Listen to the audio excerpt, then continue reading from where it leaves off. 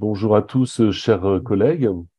Merci d'être présents pour ce sixième téléséminaire qui est consacré aux ethnomathématiques. Je vais donc d'abord vous présenter les deux intervenants. Il s'agit donc dans un premier temps d'Eric van den Driesch, qui est chargé de recherche au CNRS. Il est membre du laboratoire Sciences, Philosophie et Histoire, au sein duquel il mène des recherches en ethnomathématiques. Il étudie les raisonnements et les logiques qui sous-tendent certaines activités à caractère géométrique et algorithmique, impliquant la création d'artefacts qui sont pratiqués dans des sociétés de tradition orale, du Vanuatu notamment, en cherchant à rendre compte de la façon dont les praticiens de ces activités les perçoivent. Le titre de son intervention pour aujourd'hui est le suivant. Il s'agit donc des ethnomathématiques dans les sociétés de tradition orale, le jeu de ficelle, le cas des jeux de ficelle, et du dessin sur le sable à l'île d'Embrun ou d'Embrim, je ne sais pas comment on prononce. Embrim, voilà, merci. Qui se situe donc au Vanuatu, dans le Pacifique Sud. Je ne vais pas dévoiler son propos. Je vais passer directement à la présentation du second intervenant. Il s'agit donc de Luc Thienot, qui est formateur en mathématiques à l'INSP de l'Université de La Réunion. Il est docteur en mathématiques et qualifié en 25e section, et il est rattaché pour sa recherche au laboratoire LIM. Son travail en ethnomathématiques se poursuit sur le plan ethnographique et sur les applications didactiques des jeux de semailles pour la formation des enseignants et des activités de classe de l'école primaire, donc au lycée.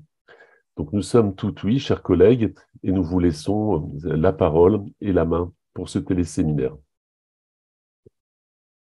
Merci beaucoup pour cette introduction. Je crois que je suis chargé de faire une introduction, donc je vais d'abord partager un PowerPoint, donc c'est la première difficulté. Alors, en principe, j'ai le partage, oui, c'est ça. Donc, je peux partager. Et il faudrait que je partage l'audio aussi. Voilà, de façon à ce que vous puissiez entendre. Bon, donc nous avons décidé avec Luc de consacrer en tout cas une première petite partie à l'introduction de ce qu'on entend par ethnomathématiques aujourd'hui.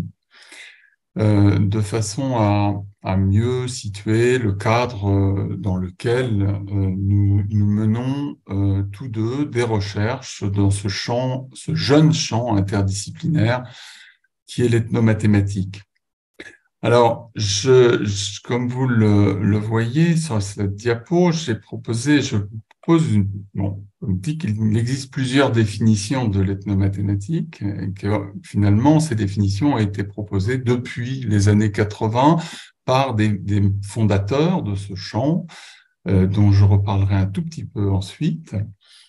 Mais disons que d'une manière générale, et c'est ce que nous avons proposé dans un article avec Céline Petit, dont je vais parler un tout petit peu ensuite, on peut considérer que c'est un domaine de recherche qui est sous-tendu par un questionnement sur les usages culturellement spécifiques des concepts, savoirs, pratiques mathématiques dans des sociétés ou des groupes sociaux du passé et du présent et en dehors des seules institutions académiques et savantes.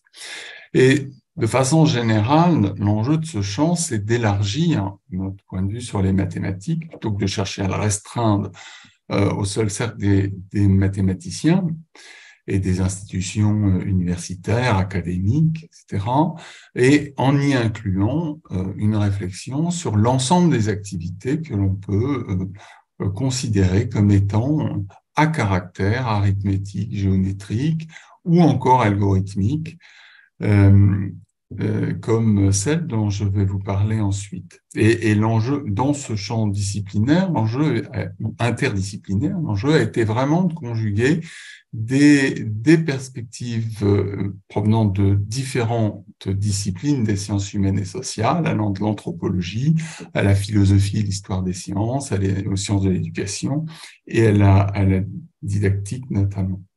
Et l'un des enjeux de ce champ actuellement, c'est de développer des outils donc permettant d'identifier et d'analyser des pratiques mathématiques mises en œuvre, alors plutôt de nos jours, mais également dans le passé, et ça rejoint finalement des problématiques qu'on a en histoire des mathématiques très souvent, et des pratiques qui ne sont pas forcément appréhendées comme relevant des mathématiques par celles et ceux qui les pratiquent, et donc ça engendre évidemment des questions de nature épistémologique.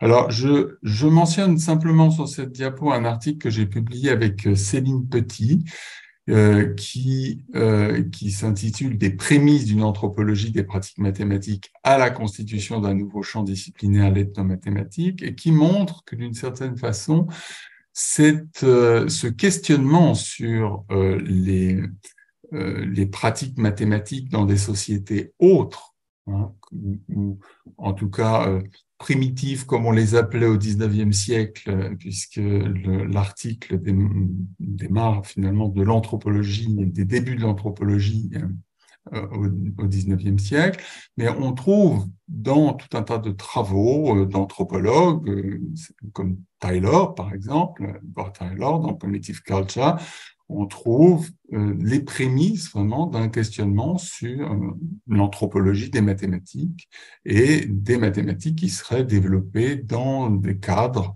en dehors du cadre savant et institutionnel.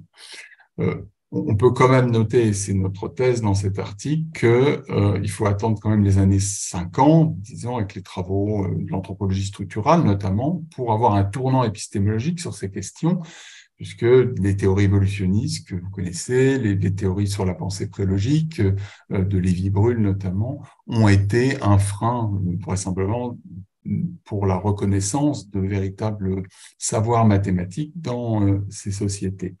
Voilà, donc on a publié aussi un petit article donc, pour la science qui peut intéresser certains, qui est une synthèse en fait de cet article. Alors, dans le cadre de cette introduction, je souhaitais vous donner montrer un petit peu comment le champ s'est développé à partir des années 70, disons 80, et en mentionnant plusieurs noms de personnes qui sont considérées, ou de chercheurs qui sont considérés comme les membres fondateurs de ce champ. Une personnalité dont vous avez probablement entendu parler, qui nous a quittés récemment, c'est Ubiratan d'Ambrosio. Et Ubiratan d'Ambrosio avait une vision assez large de ce qu'il entendait par ethnomathématiques. Pour lui, c'était étudier les mathématiques pratiquées dans l'ensemble des groupes humains, et que ce soit des sociétés autochtones, que ce soit des communautés rurales, urbaines, des groupes de travailleurs, des classes professionnelles, des groupes de pairs, etc., et à toutes les époques. Donc, c'est un programme qu'il appelle le programme programme d'études des ethnomathématiques, c'est Ethnomathematics Program, qui est évidemment un programme très ambitieux, qui a des implications évidemment épistémologiques et pour l'histoire des mathématiques, puisqu'il s'agit de refonder d'une certaine façon l'histoire des mathématiques, et évidemment des implications, des objectifs pédagogiques, politiques, et s'inscrivait dans une réflexion sur la décolonisation et la recherche de possibilités d'évolution sociale pour les sociétés marginalisées. Donc ça s'inscrit vraiment dans cette réflexion sur refonder les programmes scolaires, restaurer la dignité des personnes, etc. On retrouve ça évidemment chez Paulo Freire, qu'il connaissait très bien d'ailleurs et avec qui il a collaboré. Donc, deuxième personne à peu près au même moment est Marcia Escher, qui a influencé considérablement, enfin, disons, ça a été un point de départ important pour nos travaux, que ce soit pour Luc comme pour moi-même. C'est quelqu'un qui nous a, disons, inspirés. Et Marcia Escher, elle définit l'ethnomathématique un peu différemment, c'est-à-dire elle s'intéresse au départ au Kipu Inca, et avec son mari, qui était lui anthropologue, et donc ça naît vraiment d'une collaboration entre anthropologie et mathématique, puisqu'elle est mathématicienne, et elle publie dans les années 90 un livre fondateur sur les ethnomathématiques, dans lequel elle définit ce qu'elle appelle des idées mathématiques, qui sont des idées développées dans les sociétés qu'elle appelle traditionnelles, ou éventuellement les small scale cultures, et elle parle d'idées mathématiques en disant explicitement que c'est pour échapper aux connotations occidentales du mot mathématique, donc pour pas rentrer dans la question épistémologique de savoir ce que c'est que les mathématiques, puisque de toute façon personne ne le sait. Donc elle échappe à cela et donc, elle nous dit que ces mathématiques ne relèvent pas généralement de catégories autochtones, ça c'est le cas, il y a rarement dans les langues vernaculaires de termes qui désignent l'activité mathématique. En revanche, ces activités peuvent être impliquées dans nombre de pratiques comme la navigation, les calendriers, etc. Et donc, elle met en place une méthodologie, et j'insiste un petit peu là-dessus parce que ça va être un point important pour la suite. Finalement, elle analyse ses idées mathématiques avec ses propres outils. Elle est mathématicienne, donc elle essaie de comprendre comment fonctionne ou quels sont les mécanismes qui sous-tendent, les mécanismes cognitifs qui sous-tendent la création de certains artefacts, comme par exemple un dessin sur le sable qu'on a sur la diapo, par exemple, un dessin sur le sable du Vanuatu, et sa méthodologie consiste en fait en une sorte de réécriture formelle dans un langage de type mathématique des procédures qui sont appliquées dans ces activités. Et en fait, l'enjeu pour elle, c'est de montrer qu'il y a des régularités, qu'il y a des structures, et ça donne ainsi des indices sur les modes opératoires qui ont pu être utilisés par les acteurs pour réaliser ces activités, sachant qu'elle travaille sur des sources secondaires, provenant pour la plupart de l'anthropologie. Voilà. Une troisième personne que je voulais mentionner, c'est Paulus Gerdes, donc qui lui a une conception de l'ethnomathématique qui réunit en fait les deux conceptions que je viens de mentionner et qui s'intéresse au-delà de ces deux conceptions-là aux usages pédagogiques de l'ethnomathématique, et il travaille au Mozambique et pendant toute sa carrière. Il a travaillé, il est décédé il y a quelques années, et il travaille dans la formation des enseignants localement, et il se pose la question de savoir comment utiliser des savoirs locaux pour rendre plus, disons, plus signifiants les programmes de mathématiques, et en prendre en considération les contextes culturels locaux. Voilà. Alors, dans les années 2000, enfin, ça a commencé aux alentours de 90, puisque je mentionne les travaux de Dominique Vélard, qui sont tout à fait intéressants et qui sont très novateurs pour l'époque. Les ethnomathématiciens ont fini par se dire que plutôt que de travailler sur des sources secondaires, il est important d'aller eux-mêmes sur le terrain et pour collecter leurs propres données.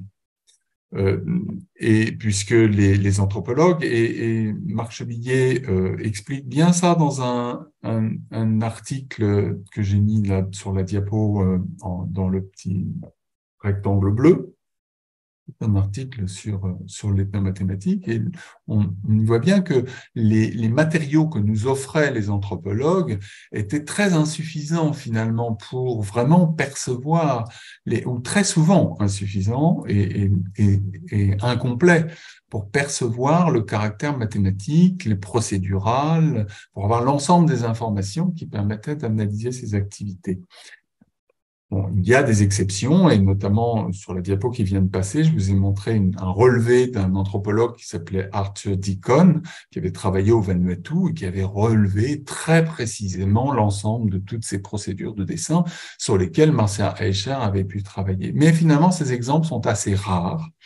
Et donc, Dominique Vellard, dans les années 80, se dit, il faut absolument aller.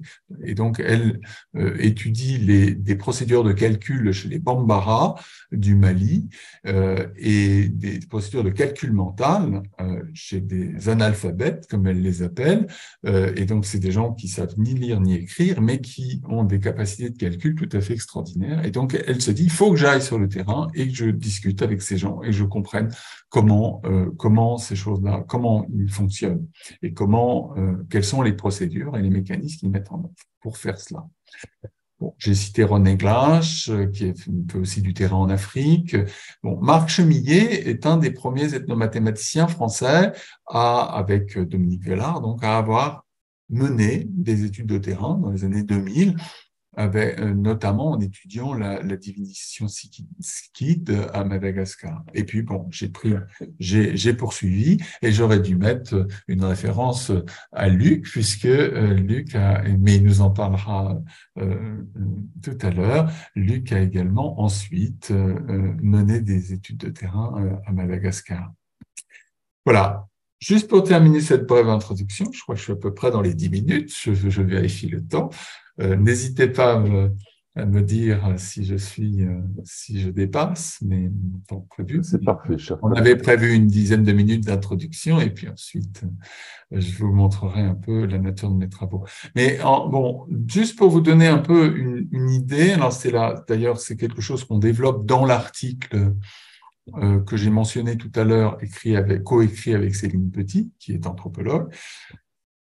On a été regardé dans les colloques qui ont soit des sessions dédiées à l'ethnomathématique, soit qui sont complètement dédiées à l'ethnomathématique. Il y a un International Congress Conference en ethnomathematics qui a lieu tous les 4 ans et dans des grands colloques d'éducation mathématique comme ICMI par exemple, il y a toujours une session qui est consacrée à l'ethnomat et il y a 2 revues, maintenant 3 puisqu'il y en a une indonésienne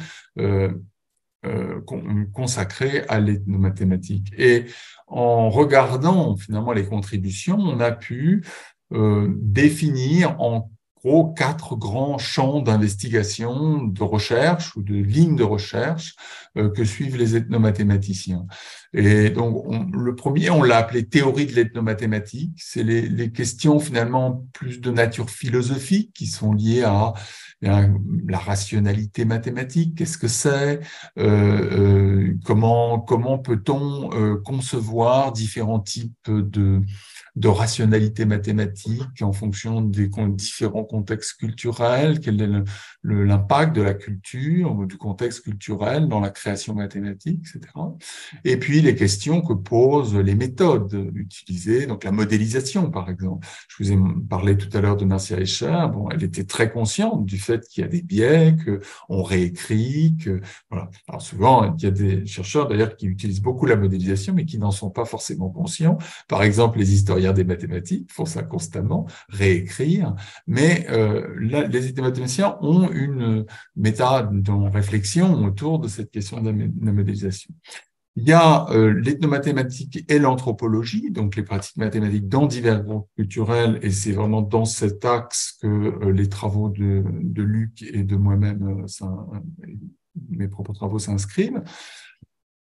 Luc, et puis également un peu dans le 3e axe, qui est ethnomathématiques et éducation. Donc, c'est vraiment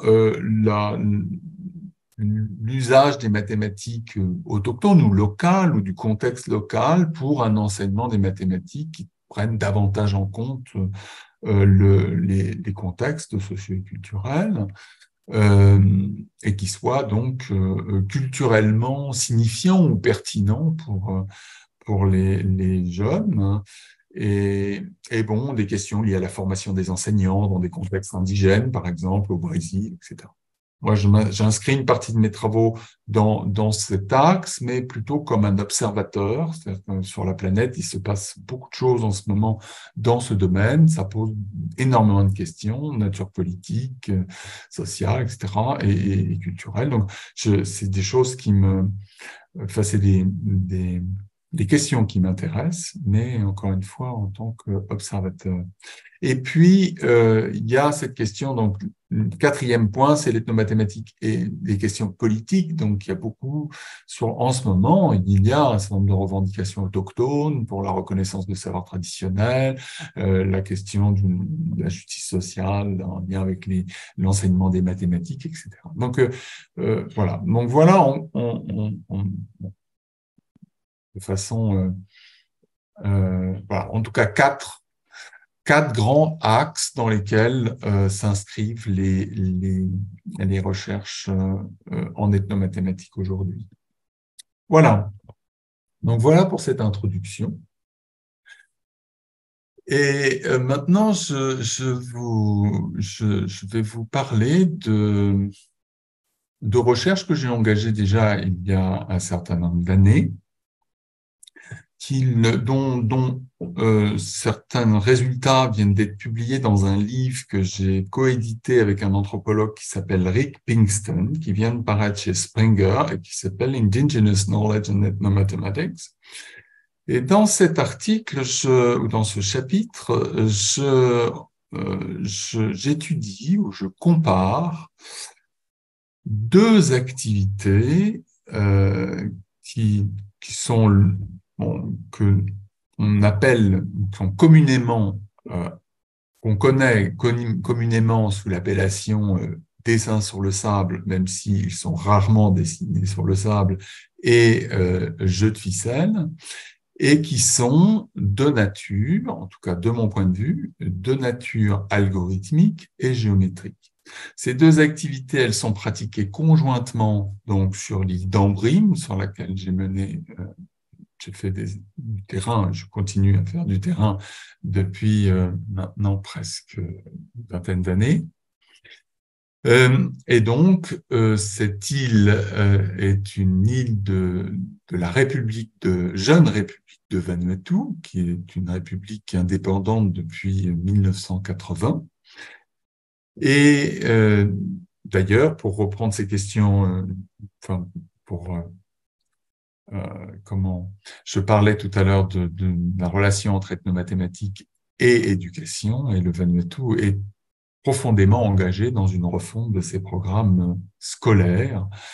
Et il se passe là-bas des choses tout à fait intéressantes, notamment la prise en compte des 120 langues vernaculaires qu'il y a pour 300 000 personnes, 300 000 habitants de cette jeune république. Donc voilà, tout un tas de challenges, intéressant auquel se confrontent les Vanuatais aujourd'hui. Mais ce n'est pas vraiment le thème pour aujourd'hui. Et je vais commencer par vous montrer donc une première vidéo. Donc, est-ce que vous voyez bien et est-ce que vous entendez bien? Voilà. Donc voilà une fille, donc Mapakora, du village dans lequel je mène mes enquêtes, qui réalise un jeu de ficelle, donc, qui consiste à réaliser un certain nombre d'opérations avec les doigts, parfois avec les dents, parfois avec les pieds, parfois voilà. Et l'enjeu étant d'obtenir une figure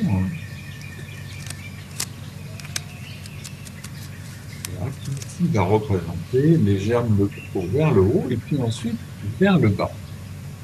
Voilà, donc voilà pour les jeux de ficelle. Ensuite, je vais vous montrer donc un dessin sur le sable pour savoir de quoi on parle. Là, on est il s'agit d'un jeune homme qui s'appelle Len Cohen. Cette vidéo a été prise il y a déjà une quinzaine d'années. Et donc, comme j'ai continué à travailler avec lui pendant des années, c'est un expert. Alors, je compare expert quelqu'un qui connaît une grande partie de potentiel du corpus et qui est capable de les analyser déjà et puis éventuellement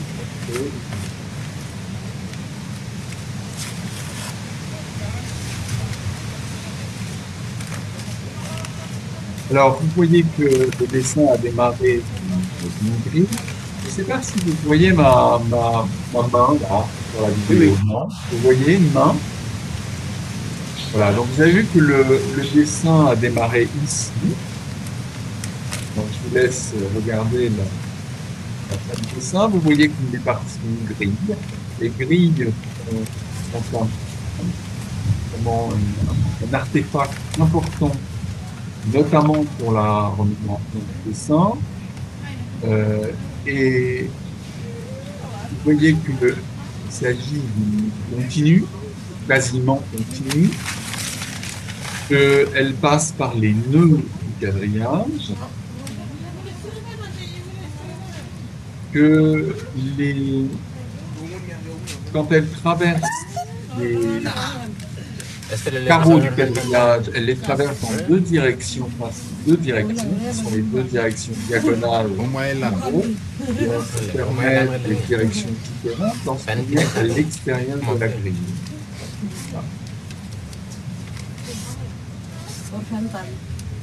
Généralement, sauf ce qui vient de se passer, en tout cas à l'intérieur de la grille, on ne repasse jamais un trait, déjà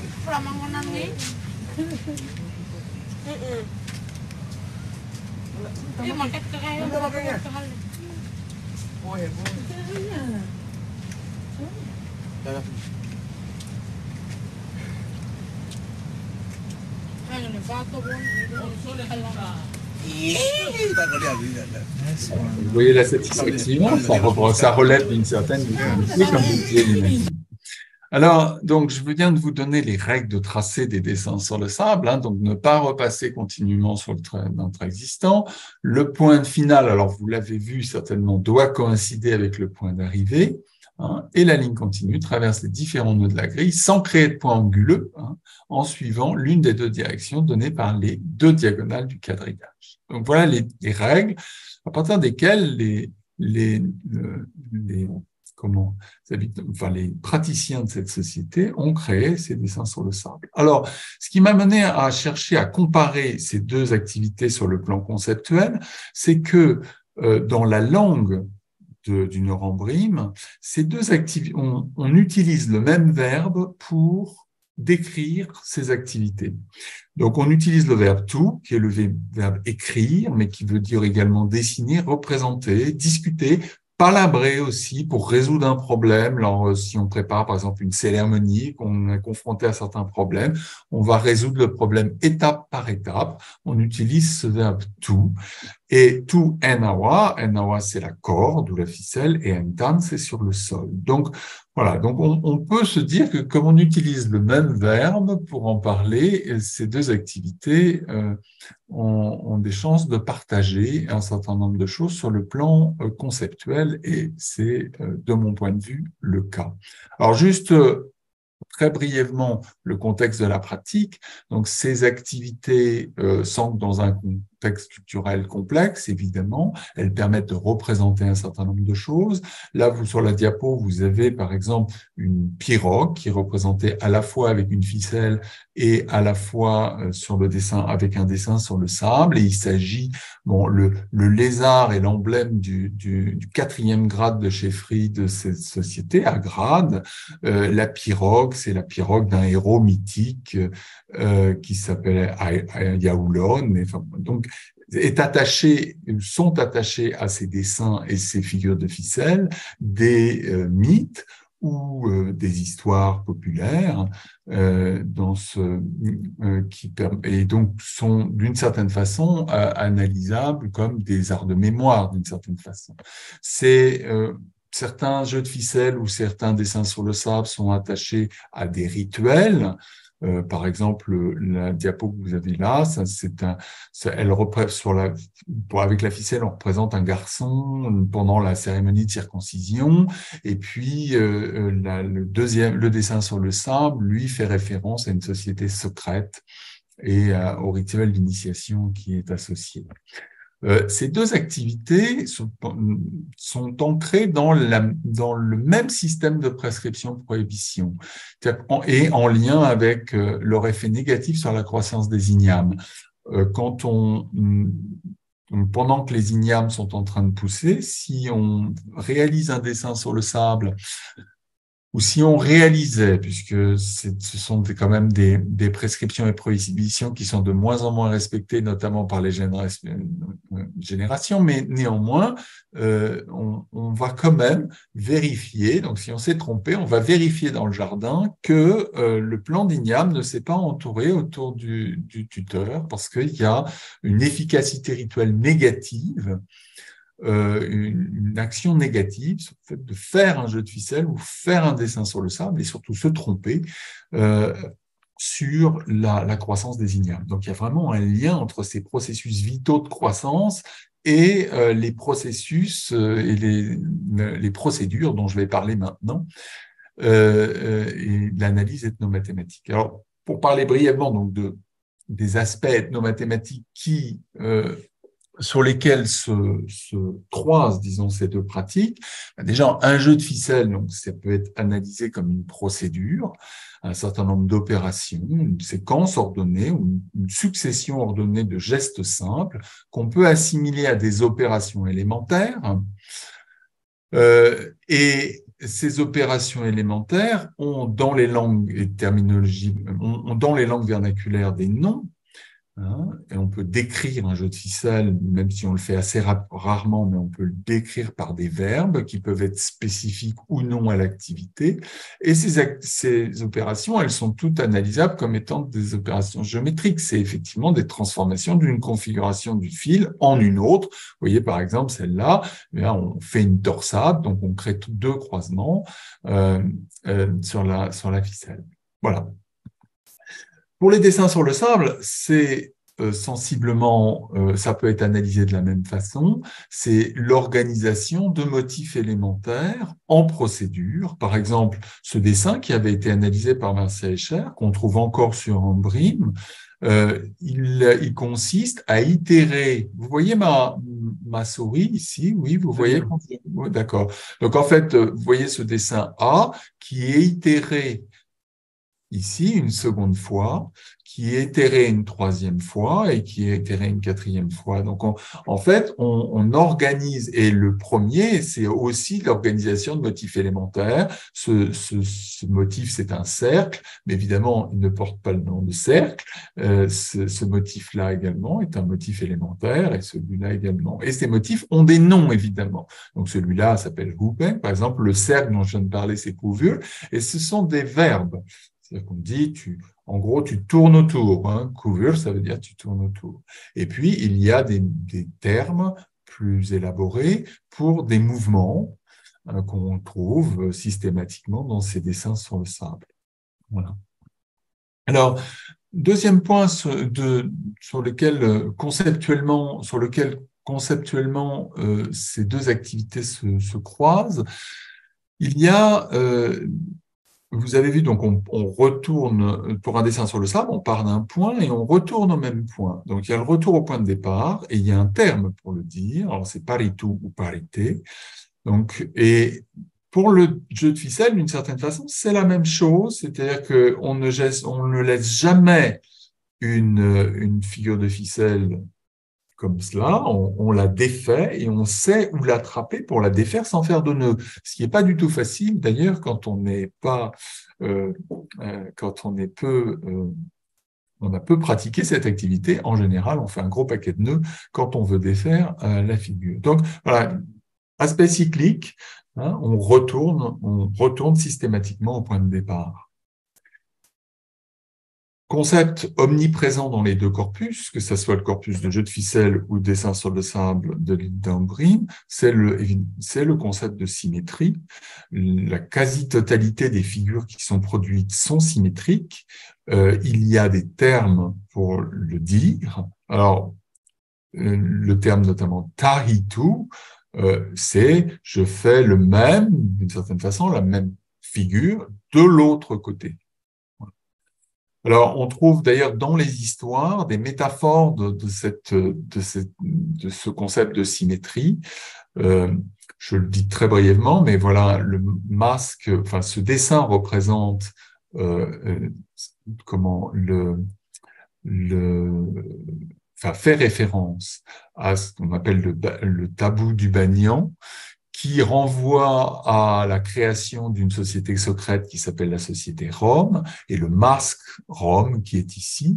Et en fait, on raconte qu'un jour, deux femmes voulaient occuper leurs enfants, se sont mises chacune de côté d'un banyan et ont créé quelque chose. Et puis, au bout d'un moment, elles se sont réunies et elles se sont aperçues qu'elles avaient fait exactement le même objet. Voilà, donc une métaphore de la symétrie. Voilà. Et pour les figures de ficelle, c'est la même chose. On a constamment des symétries. Autre point de comparaison, eh bien, dans les deux corpus, on a donc des séquences que j'ai appelées des sous-procédures. On a des séquences ordonnées d'opérations élémentaires ou motifs de base qui sont impliquées dans plusieurs procédures du corpus ou itérées au sein de la même procédure. Et ces sous-procédures, elles peuvent permettre, dans le cas du jeu de ficelle, de créer des motifs particuliers ou alors de créer des croisements particuliers dans la figure de ficelle. Pour les dessins sur le sable, ça peut être création de motifs comme cela, ou alors de créer des algorithmes. Et je vous en ai mis un petit peu plus tard. Voilà, on le verra un petit peu plus tard. Donc, ces sous-procédures, par exemple, ces trois figures de ficelle. Dans ces trois figures de ficelle, eh bien, il y a cette sous-procédure-là. Donc, je ne vous la détaille pas, mais voilà, cette série de mouvements est présente dans les trois figures de ficelle qui sont représentées sur la diapo. Donc, on a utilisé la même séquence ordonnée d'opérations sur des substrats différents et on enclenche finalement des séries d'opérations dans différentes procédures de jeu de ficelle.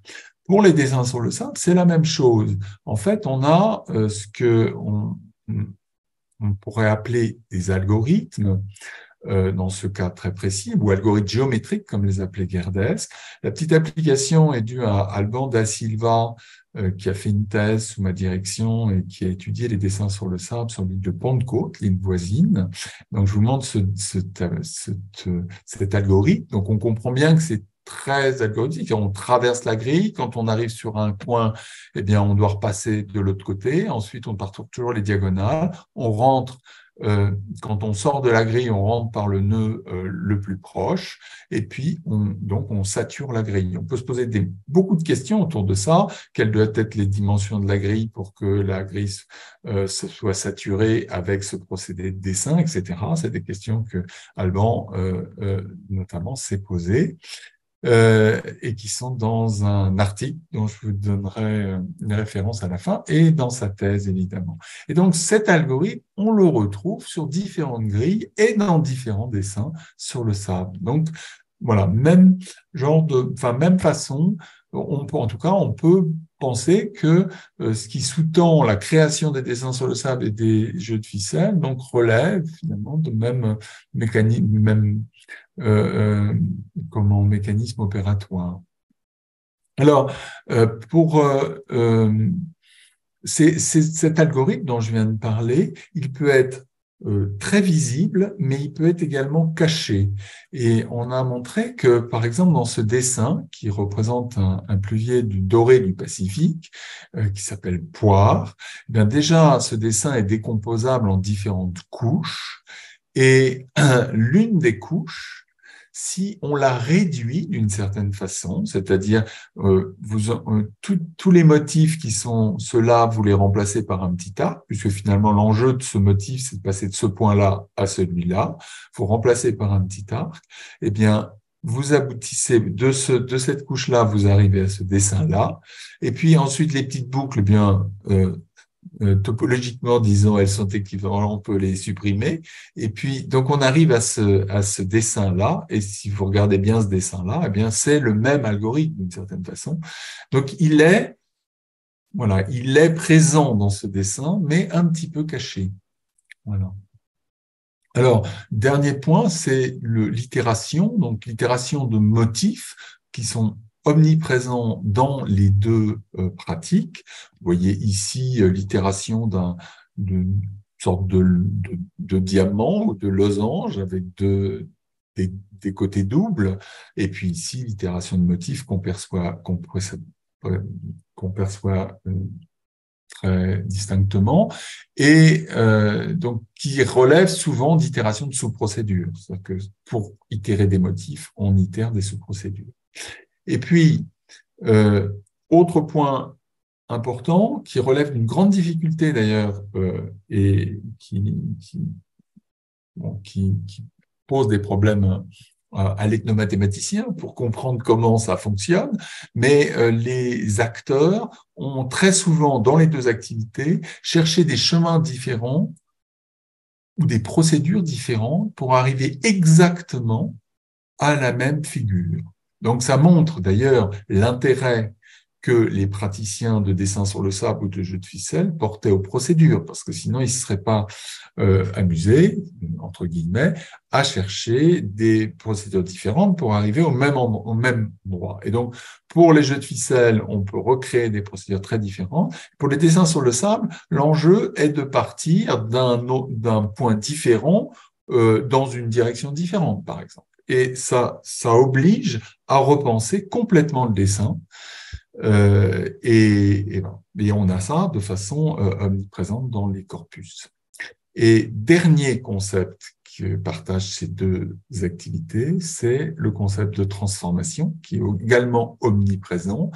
On a cherché soit à transformer une figure en une autre, soit à altérer une procédure. Par exemple, on passe de cette figure-là à celle-là par l'altération d'une opération. En fait, on en rajoute une, plus exactement. Et donc, on en rajoute une et ça transforme la figure finale. On trouve ça intéressant, on le mémorise et on lui donne un nom. Et ici, on voit que ça a été par ajout d'un motif, qu'on perçoit bien ici. Alors, ça peut paraître simple, mais ça ne l'est pas du tout. C'est-à-dire que rajouter un motif à une procédure complexe de ce type, en respectant les règles en question, relève d'une réelle difficulté. Voilà. Donc, je conclus. Là, ce que je voulais vous montrer par là, c'est que, de mon point de vue, la comparaison formelle sur le plan formel, des propriétés, propriétés qui peuvent être combinatoires, opératoires, etc., à l'œuvre dans des activités que j'appelle à caractère géométrique et algorithmique. Donc d'abord au sein d'une même société, puis ensuite on pourrait se poser des questions, et on a commencé d'ailleurs au travers d'un projet NR que j'ai coordonné sur les jeux de ficelle pratiqués chez les Inuits, une ethnologie comparée entre les jeux de ficelle pratiqués chez les Inuits dans le Chaco paraguayen, en Papouasie-Nouvelle-Guinée et au Vanuatu, donc d'une société à l'autre. On peut, enfin, en tout cas c'est ça l'enjeu, c'est de contribuer à une meilleure compréhension de la nature des connaissances et des pratiques mathématiques qui ont été développées et qui parfois continuent à être développées dans des contextes de tradition orale.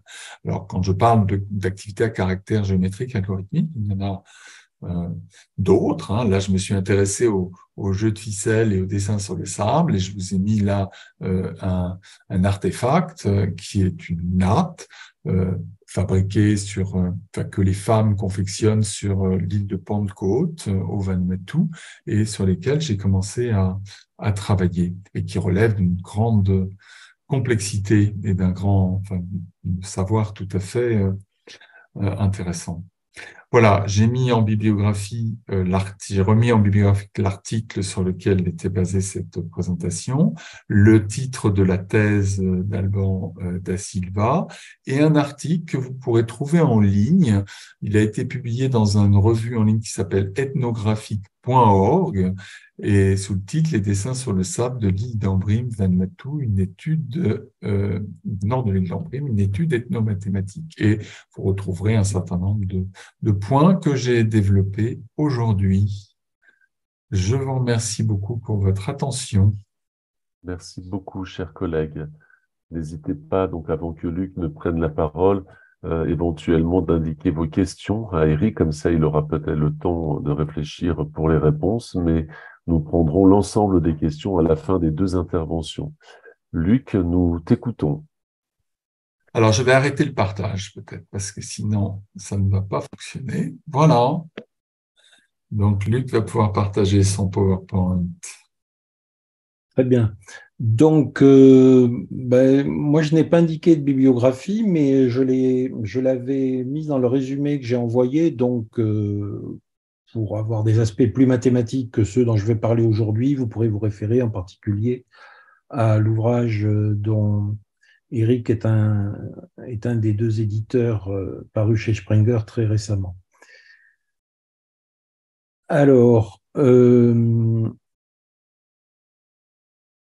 d'abord, vu que je ne savais pas trop quel était le degré de connaissance sur les jeux de semaille du public, peut-être quelque chose qui est difficile à comprendre si on n'en connaît aucun, j'avais prévu de dire quelques mots sur l'Awele, mais je ne sais pas si tout le monde connaît l'Awele, je passe, puisque je me demande comment je vais tenir dans mes 25 minutes.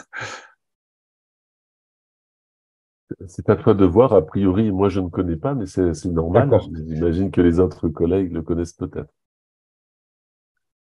Bon, enfin, l'Awele, c'est le seul jeu qui est un petit peu connu en Europe, dans les jeux de semaille, en particulier en France, puisqu'en Italie, il y a quand même un peu plus de culture sur les solos, les jeux dont je vais parler aujourd'hui. Donc, pour aller vite, là, vous en avez sûrement vu dans des articles, dans des magasins de souvenirs, en tout cas à La Réunion, on en voit beaucoup fabriqués à Madagascar, alors que personne ne joue à la Wélé à Madagascar, hein. Mais donc, c'est un tablier comme ça, de 2 lignes et 6 colonnes de cupules qui contiennent dans la position de départ 4 graines, toutes identiques a priori, qui n'appartiennent à aucun joueur en particulier tant que les graines sont sur le tablier. Et le jeu va consister, bon, je vous résume, hein, à chaque tour, à prendre toutes les graines qui sont dans une des cupules, à les semer, c'est-à-dire à les verser une par une dans les cupules suivantes. Alors, il n'y a qu'un seul sens de rotation possible à la Wélé, c'est le sens anti-horaire, hein, inverse des aiguilles d'une montre. Et si on termine sur une case qui est d'une part dans le camp adverse, c'est-à-dire dans les 6 cupules qui sont du côté de l'adversaire, donc si on termine dans une de ces cupules et si, après avoir déposé sa graine dans la cupule de fin de semis, il y a en tout 2 ou 3 graines, on remporte donc le contenu de cette cupule. Et il y a une récursivité arrière, c'est-à-dire que si cette condition est satisfaite sur la cupule précédente, on remporte aussi ses graines. Donc, dans une partie d'Awele, le nombre de graines diminue au cours de la partie et on peut considérer que le gagnant est celui qui a pris la moitié des graines plus une. Bien, alors, je vais vous montrer un exemple de début de partie, par exemple. Donc, le joueur ici, sud, est appelé grand J, hein, le joueur nord, petit j, puisque dans les jeux de semaille, on met traditionnellement les capitales sur le joueur sud en bas et les lettres minuscules en haut pour le joueur nord. Donc, supposons que le joueur J ait semé le contenu de la case E. Donc, cette cupule devient vide et il y a une graine de plus dans les cupules suivantes. Donc, la première est dans son camp, les suivantes sont dans le camp adverse. La condition de capture n'est pas satisfaite sur la cupule petit c, hein, donc le tour du joueur J est terminé et c'est au joueur petit j maintenant de jouer. Au joueur nord, ça serait plus simple. Donc, comme on voit, c'est un jeu très simple, hein, en 30 secondes, on a compris la règle. Et bon, il n'est pas si évident que ça, par contre, d'être un bon joueur, hein. Donc, c'est un jeu intéressant. Enfin, ça fait partie des jeux qui sont intéressants dans un contexte éducatif, puisque la règle est très simple et que les stratégies sont un peu plus élaborées. Donc, je vais vous montrer une recherche-action qui a été menée par une de mes stagiaires là, dans une classe, donc avec des élèves qui jouent donc sur ces jeux fabriqués à Madagascar que l'on peut trouver à La Réunion. à la Wele. Donc, il s'agit d'une classe de CE1 où il n'est pas très raisonnable, d'après moi, hein, de dépasser le niveau de la Wele, d'attaquer les solos. Mais bon, Zanzibar y arrive, donc peut-être que dans des conditions différentes, ce serait possible aussi dans la zone. Alors,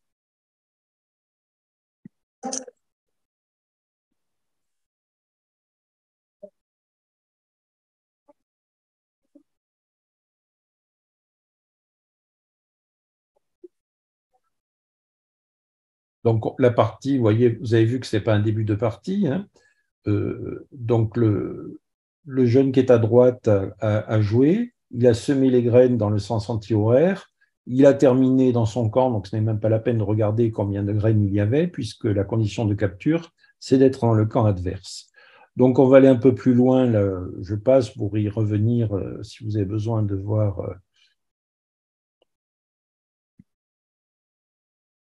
On va prendre une position où il y ait capture.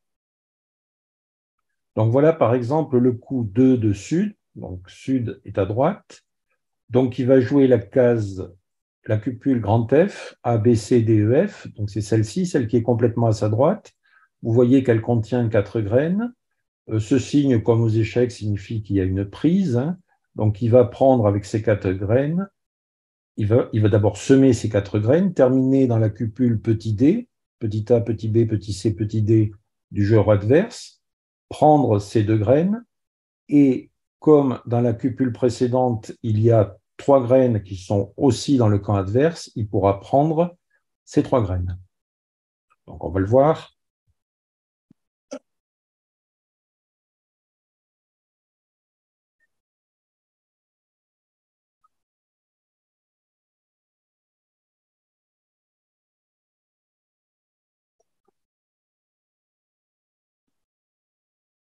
Donc, c'était une des premières fois où les élèves jouent. Donc, vous voyez qu'il est plein de doutes. Il regarde son enseignante, qui est Pascal Wanfat, là, une stagiaire, pour savoir s'il ne s'est pas trompé. Bon, on va passer. Vous pourrez voir d'autres coups pour comprendre bien comment fonctionne la Wele, mais je pense que ça doit être clair pour la plupart d'entre vous. Et on va passer directement. Alors, toutes les photos sont cliquables, hein, c'est-à-dire que vous avez la vidéo en appuyant sur la photo, évidemment. Donc, alors ça peut être étrange de s'intéresser à d'autres jeux que cet Awele qui est déjà un peu connu. Et là, je travaille sur des jeux qui sont absolument inconnus en Europe. Donc, je suis formateur à l'INSPE de La Réunion en mathématiques.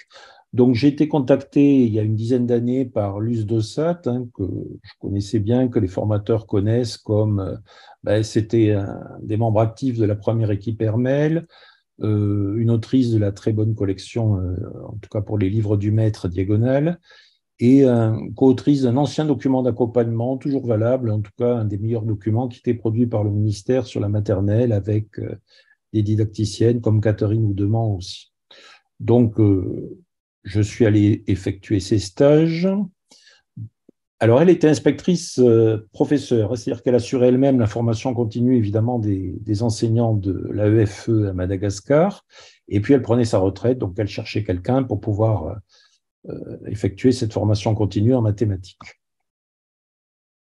Donc, la formation se déroulait, et puis, sur les chemins entre le lieu de formation et mon hôtel, je rencontrais souvent, malheureusement, des enfants des rues, comme ça. Alors, je ne sais pas si vous voyez bien.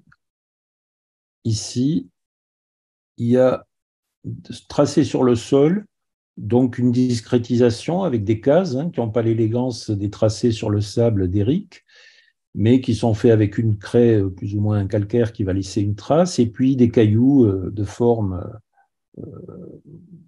différentes, mais qui ne jouent aucun rôle particulier, puisqu'on l'a vu dans les jeux de semailles, tant qu'ils ne sont pas pris, les cailloux n'appartiennent à personne. Alors, bon, quand je vois ces jeux, je regarde un moment les enfants qui sont intrigués par ce Vasa qui les regarde, qui prend une photo, comme vous voyez, et ce que je constate, c'est que ça ressemble à la Wele par l'aspect semaille, mais que par contre, la physionomie du plateau n'est pas du tout la même, du tablier, plutôt, je devrais dire, n'est pas du tout la même, et que les semis ne sont pas simples, mais multiples.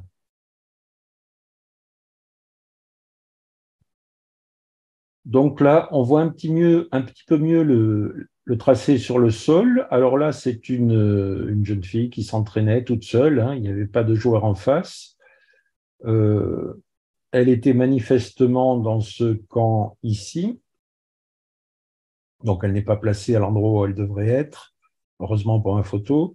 Et il n'y a pas de joueur en face, et il y a une ombre, mais on voit qu'en face, il n'y a pratiquement plus de pierre. Hein, donc, elle cherche sans doute à gagner, à chercher des coups qui lui permettront de gagner.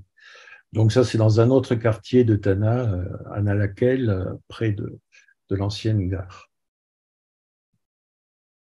Voilà. Et puis, alors, ce qui m'a étonné, c'est qu'on voyait, alors là, il ne s'agit pas d'enfants des rues, il s'agit d'enfants du quartier à Issourac, donc dans la haute ville de Tana, qui jouent même en pleine nuit à ce jeu et qui ont l'air vraiment très, très absorbés par ce qu'ils font.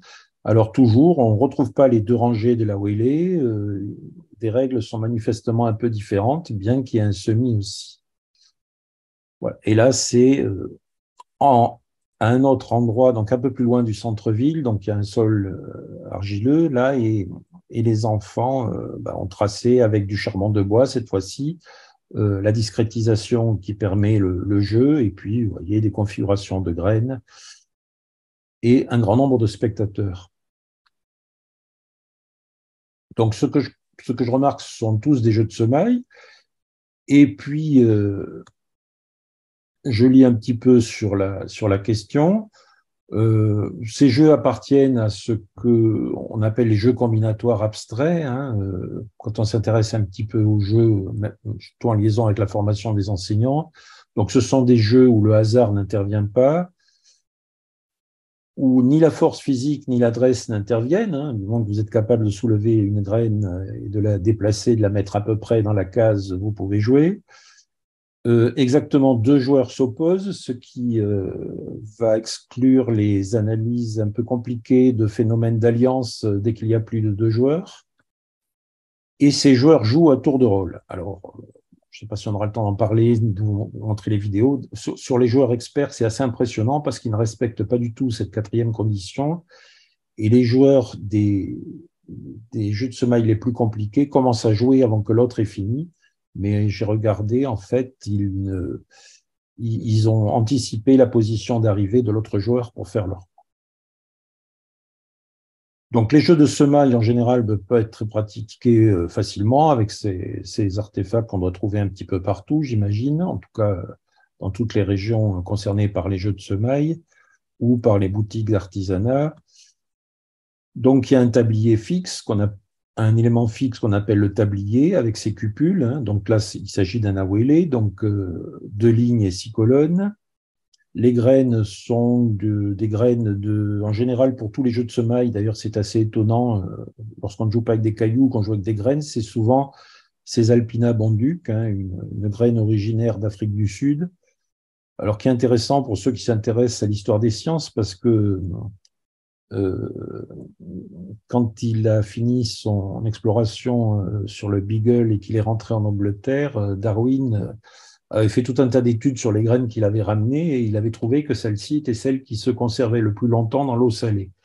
Donc cette graine originaire d'Amérique du Sud, en fait, est présente un peu partout dans le monde et en particulier dans les endroits où on joue à des jeux de semailles, et vous pouvez la retrouver en Indonésie, à Madagascar, évidemment.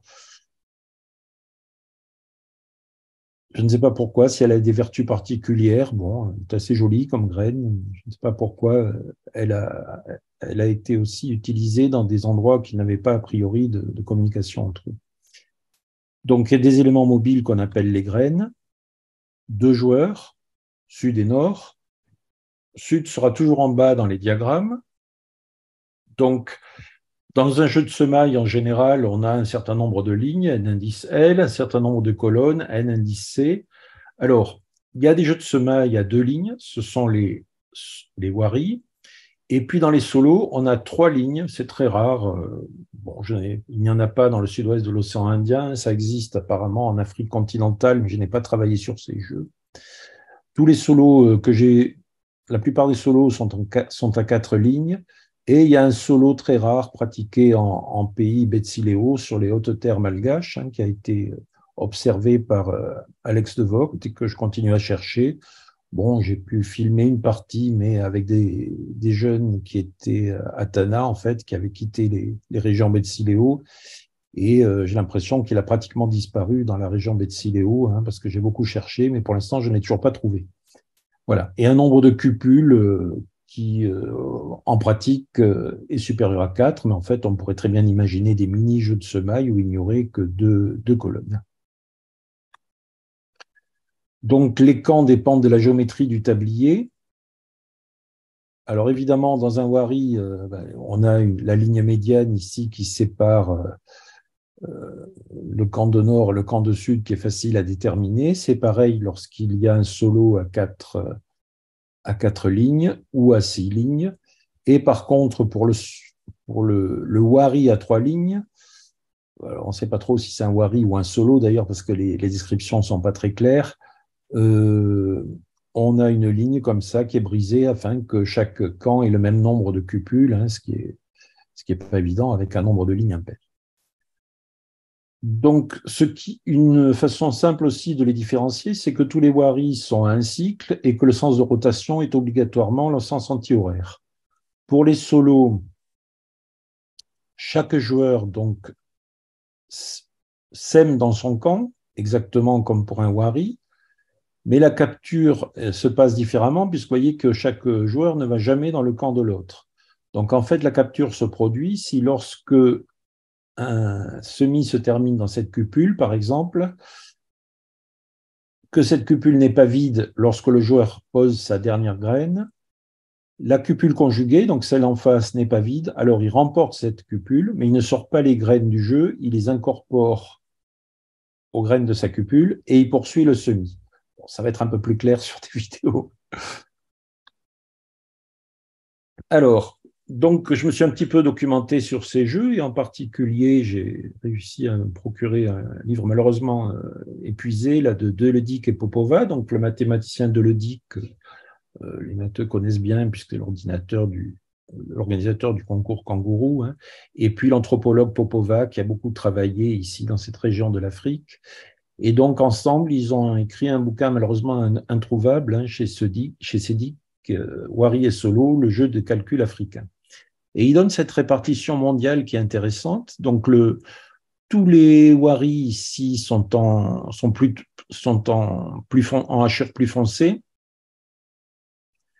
ont une origine qui est très ancienne, hein, probablement au moins du néolithique, puisque les règles font référence clairement à des pratiques de semis qui ont démarré avec le néolithique. Hein, il y a une règle, par exemple, qui dit qu'on ne peut pas affamer l'adversaire, c'est-à-dire qu'il faut toujours donner, quand on peut le faire, des graines au camp adverse.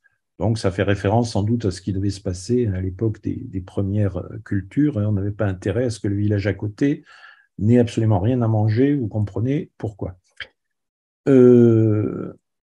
Alors, ces jeux ont diffusé très très lentement et on va voir qu'on peut avoir même une indication de la date à partir de considérations linguistiques un peu plus tard, donc par la route terrestre vers ce qui sera plus tard la route terrestre de la soie, hein, soit vers la Chine septentrionale, soit ici, en suivant les côtes du nord de l'océan Indien. Et puis on diffusait même dans cette partie de l'Indonésie ici, à une époque où la mer était moins profonde et où des embarcations, même un peu sommaires, permettaient facilement d'atteindre ces îles. Par contre, ils n'ont pas du tout atteint l'Australie ni la Nouvelle-Guinée, ils n'ont pas atteint le Pacifique. Et puis après, évidemment, avec la déportation due à l'esclavage, ils ont émigré, mais de manière un petit peu réduite ici sur les côtes centra-américaines et sud-américaines, en particulier dans les régions de canne à sucre. Alors, moi, je ne travaille pas du tout sur ces jeux, donc je ne vous en parlerai pratiquement plus. Je travaille sur cette zone ici. Mon INSPE est ici, si vous voyez la main, hein, donc sur l'île de la Réunion, que Deledic et Popova n'ont pas oublié, ni Maurice à côté. Par contre, toutes les petites îles autour de Madagascar, l'archipel des Comores et une île qui joue un rôle très important dans les jeux de semailles, Zanzibar, ici, ont été oubliées. Et donc, l'origine est beaucoup plus récente, hein. On n'a pas de traces préhistoriques. De toute façon, c'est un peu difficile d'avoir des traces d'un jeu qui souvent se réduit à des trous dans le sol, hein. Probablement lié à la diffusion du commerce le long du canal du Mozambique, on en reparlait. Deledik et Popova parlent du sud de la Bantu Line, hein. La Bantu Line, c'est une ligne que les linguistes considèrent comme une séparation entre des langues bantoues qui sont tout au sud, bien qu'il y ait des langues non bantoues, en particulier le malgache, hein, au sud de cette ligne, et le reste de l'Afrique. Donc, plus probablement, hein, ce n'est pas un problème linguistique, c'est le Sahara qui bloque la diffusion de ces jeux, au moins par voie terrestre. Alors, il donne une deuxième carte ici, où j'espérais avoir un peu plus de précision, et puis quelque chose qui m'a intrigué ici, c'est le fait que les solos n'auraient atteint que la partie occidentale de Madagascar. Or, moi, j'avais commencé mes terrains, j'avais observé des solos ici à Tamatave et ailleurs, à beaucoup d'autres endroits, donc je vais reparler. Donc, en fait, ça pouvait paraître logique au début, ces solos viennent d'Afrique, ici continentale, et donc ils ont diffusé dans les endroits où des populations d'origine africaine se sont établies sur les côtes et n'ont pas atteint la partie orientale. Bon, pourquoi pas.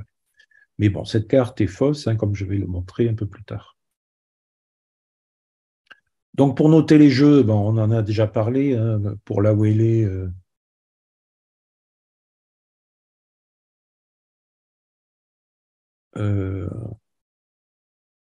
Bon, il faut que j'aille plus vite.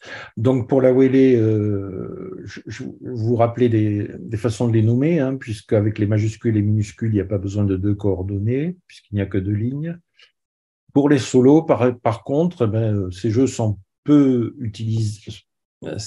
étudiés, mais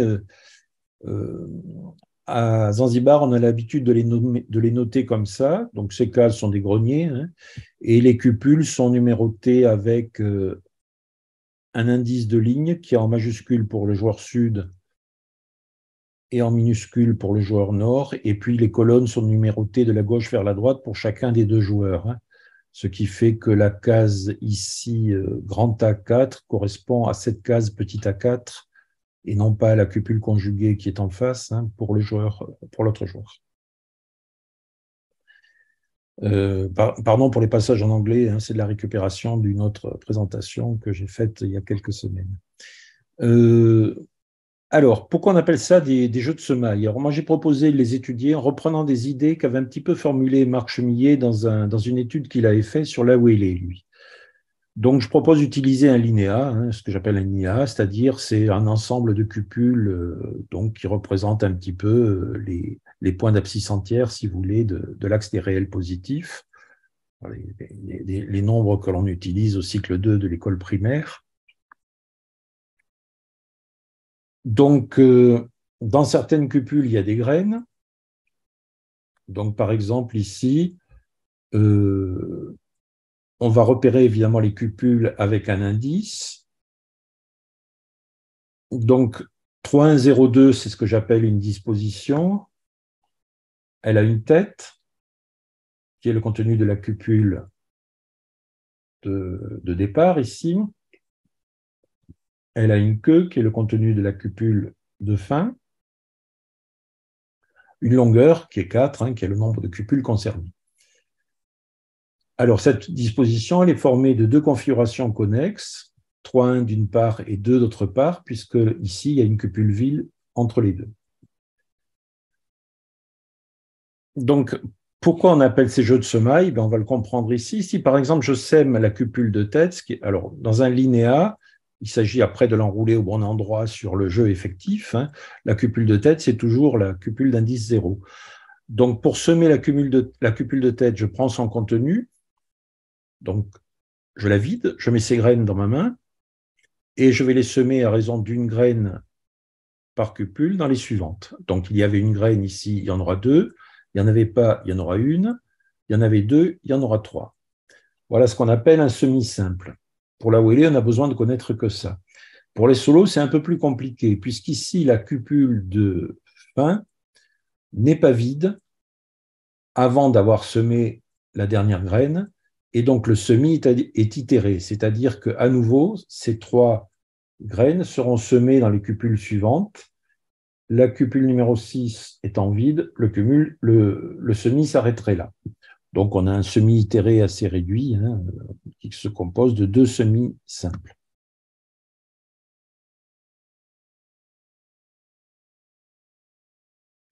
Alors, du point de vue des récoltes maintenant, dans tous les jeux de semailles, la récolte a lieu dans le camp adverse. Elle consiste à prendre toutes les graines dans la cupule de fin de semis pour les waris et la cupule conjuguée pour les solos. Dans les waris, les graines récoltées sont retirées du jeu et constituent le gain du joueur, alors que dans les solos, elles sont recyclées dans le camp du joueur récoltant dans les solos.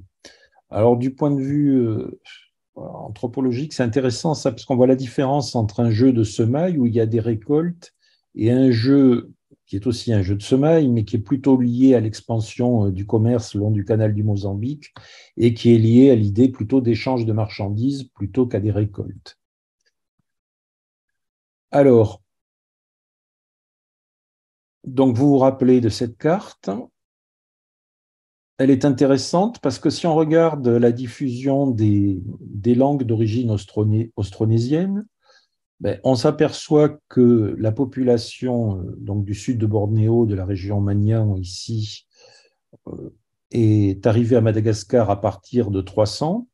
Cette région est concernée par les Waris, donc normalement on devrait en trouver à Madagascar. Il n'y en a pas à Madagascar, donc ça veut dire simplement que les Waris ont diffusé très très lentement. Ils sont présents depuis sans doute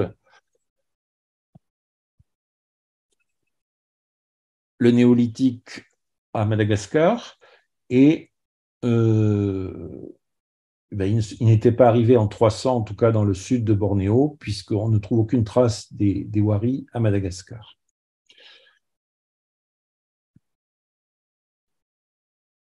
Alors bon, j'ai aussi pas mal lu des historiens sur les routes africaines, en particulier François-Xavier Fauvel, Catherine Kockeri-Vidrovitch, et puis moins connu Noël Guenier, qui a beaucoup travaillé sur les routes commerciales ici dans le canal du Mozambique.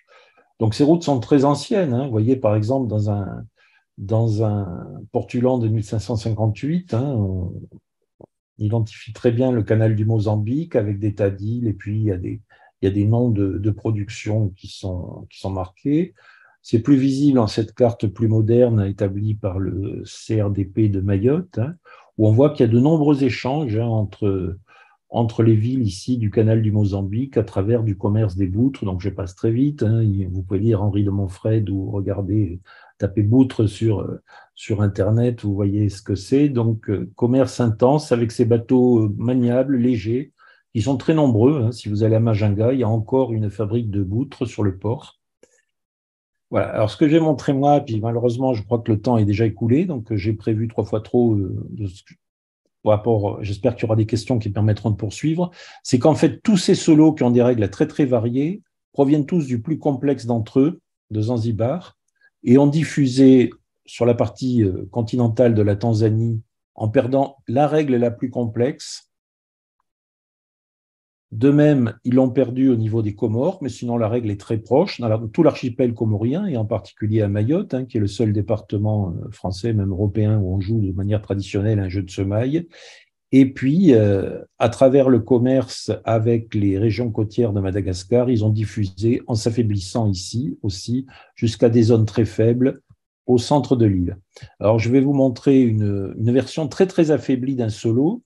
Donc, c'est joué en août 2013 à l'Alliance française de Tanarive, qui organise de grandes rencontres sur les jeux de semailles au mois d'août.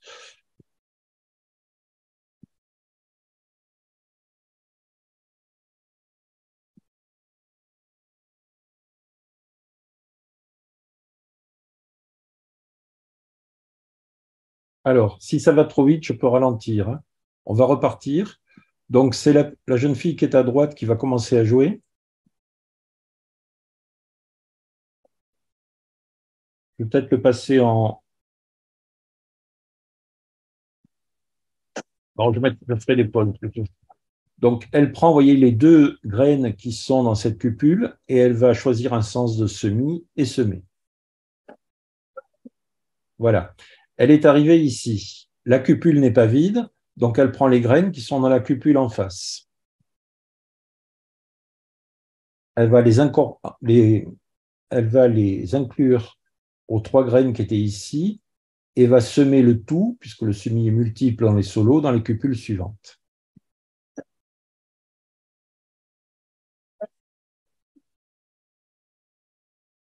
Elle arrive ici, donc sur sa rangée extérieure, toujours, interne, pardon, et la cupule n'était pas vide avant de poser sa dernière cupule. Elle va pouvoir prendre les cupules qui sont en face et poursuivre son semis.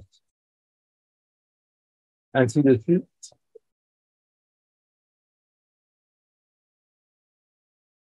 Donc, vous voyez qu'un seul coup peut complètement modifier la physionomie du jeu, et c'est d'ailleurs ça qui rend assez difficile à étudier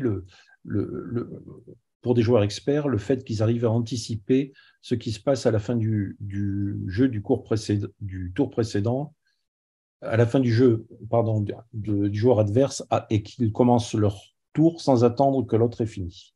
Donc la jeune fille qui est à gauche va jouer.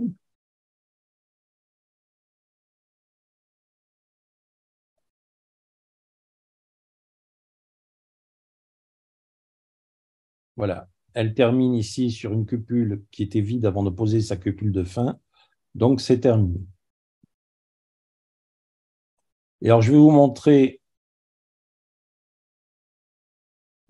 quelque chose d'un peu plus compliqué ici, qui est… Alors, quand je devais aller à Zanzibar, ça a été le début de la période Covid. Donc là, je suis en train de préparer un terrain là-bas. Et je vais vous montrer une forme qui est très, très proche, en fait, du bao de Zanzibar. Il y a juste la règle la plus complexe, dont je n'aurai pas le temps de parler aujourd'hui, qui a disparu, mais le jeu est absolument identique. Pour vous montrer la grande variété, simplement, de jeux, une complexité très, très variable.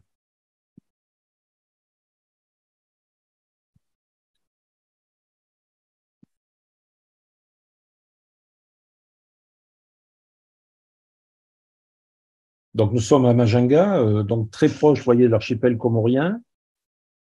Donc, la disposition, vous voyez qu'elle n'est pas uniforme, déjà, pour commencer. Donc, les joueurs ont une disposition qui est intéressante sur laquelle on pourra revenir pour vérifier le nombre de graines sans avoir à les compter. Voilà la position de départ, maintenant.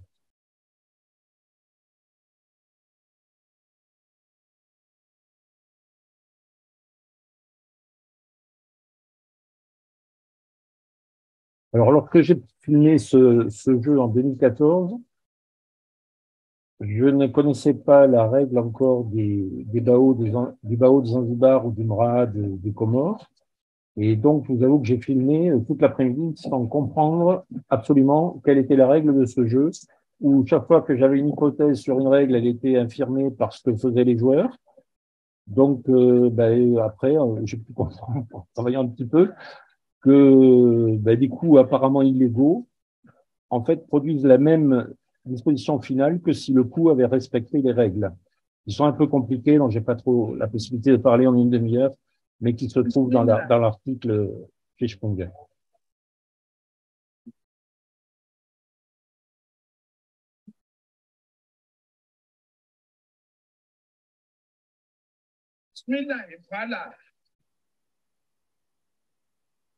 Voilà, d'une main, il récupère une graine qui, par erreur, était tombée dans son grenier.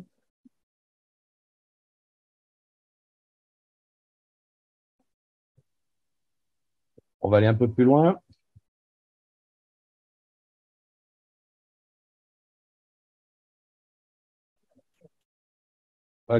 Les joueurs ont pratiquement distribué toutes leurs graines. Hein, il ne leur en reste plus que quelques-unes dans la main.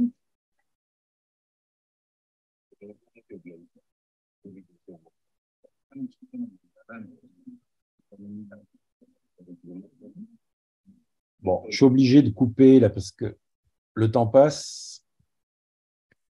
J'aimerais bien retrouver.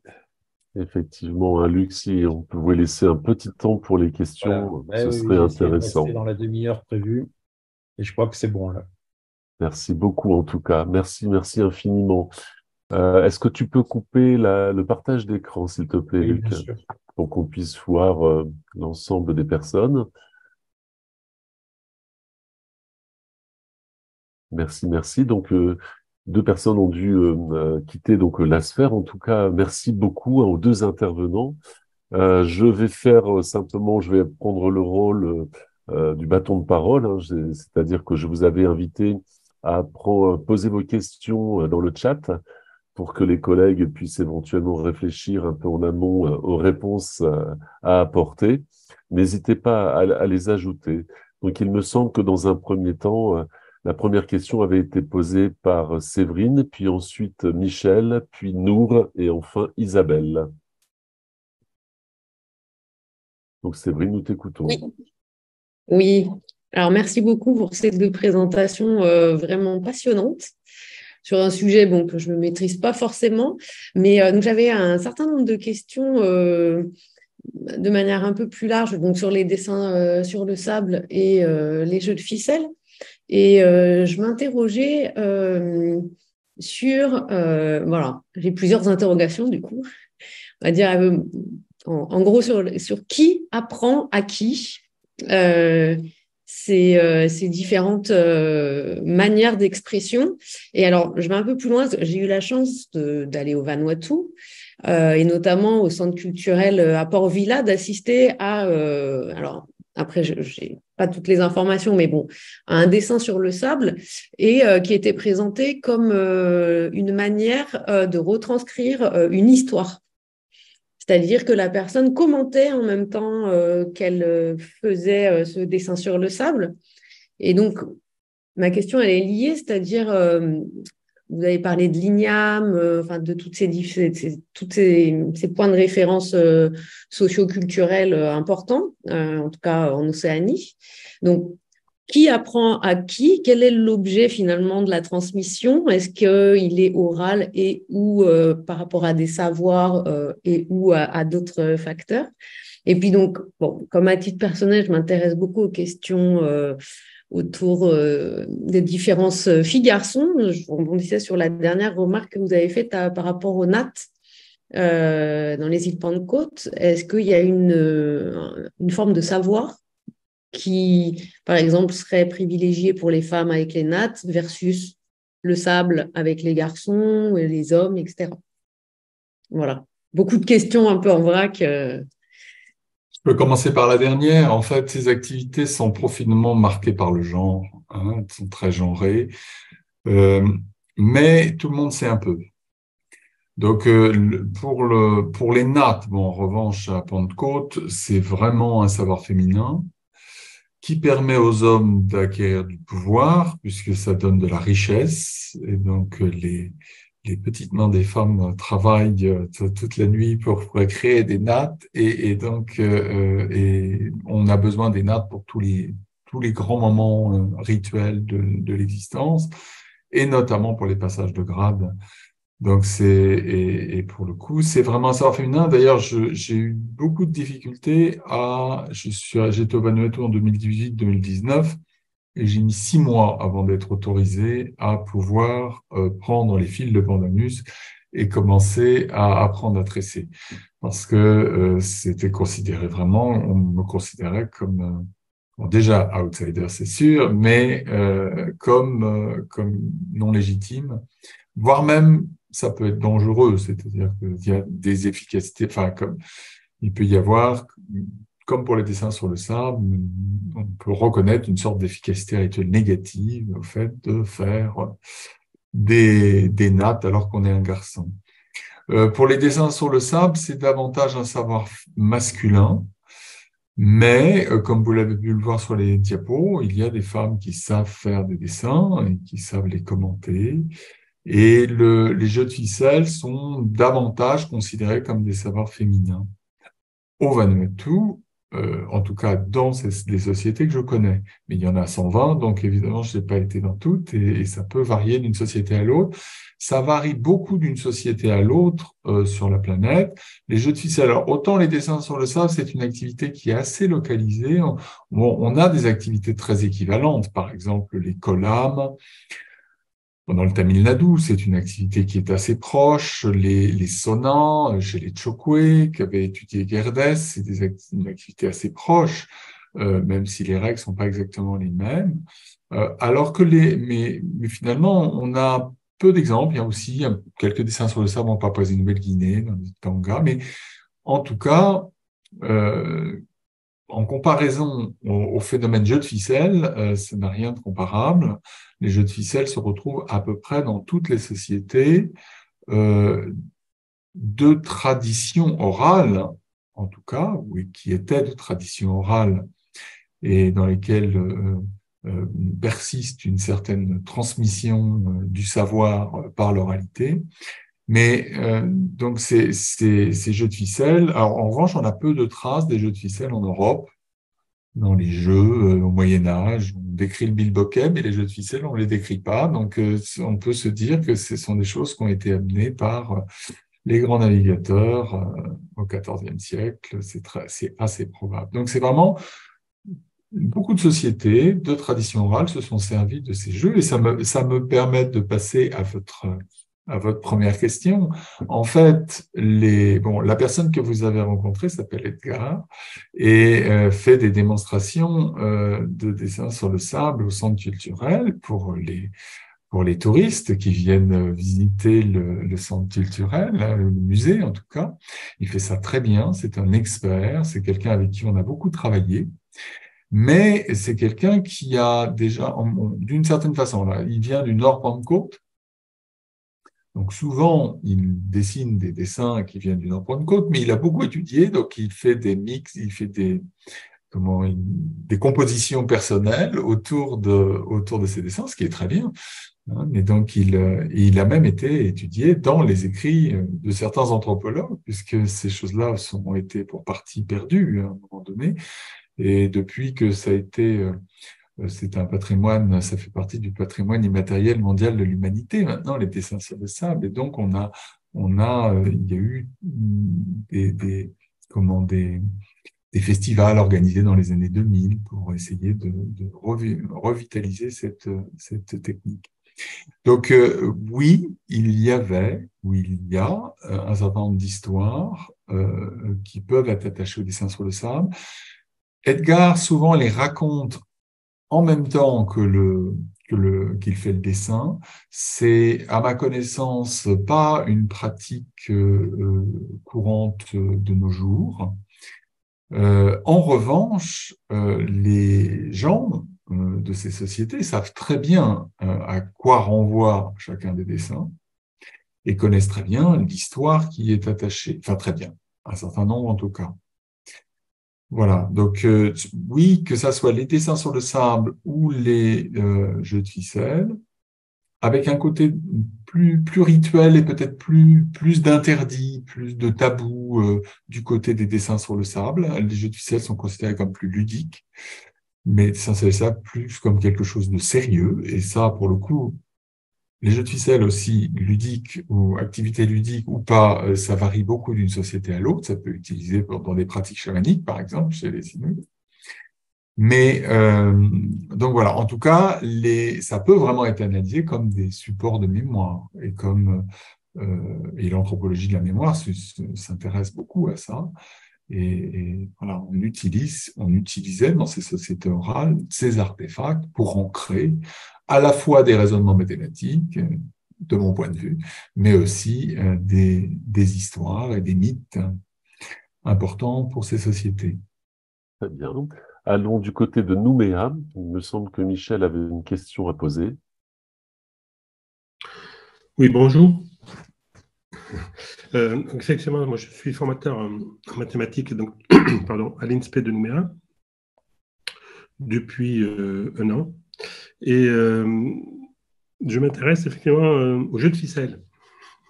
Alors je sais que les jeux de ficelle sont en vigueur, enfin, sont utilisés en Nouvelle-Calédonie. Les dessins sur le sable, je ne crois pas.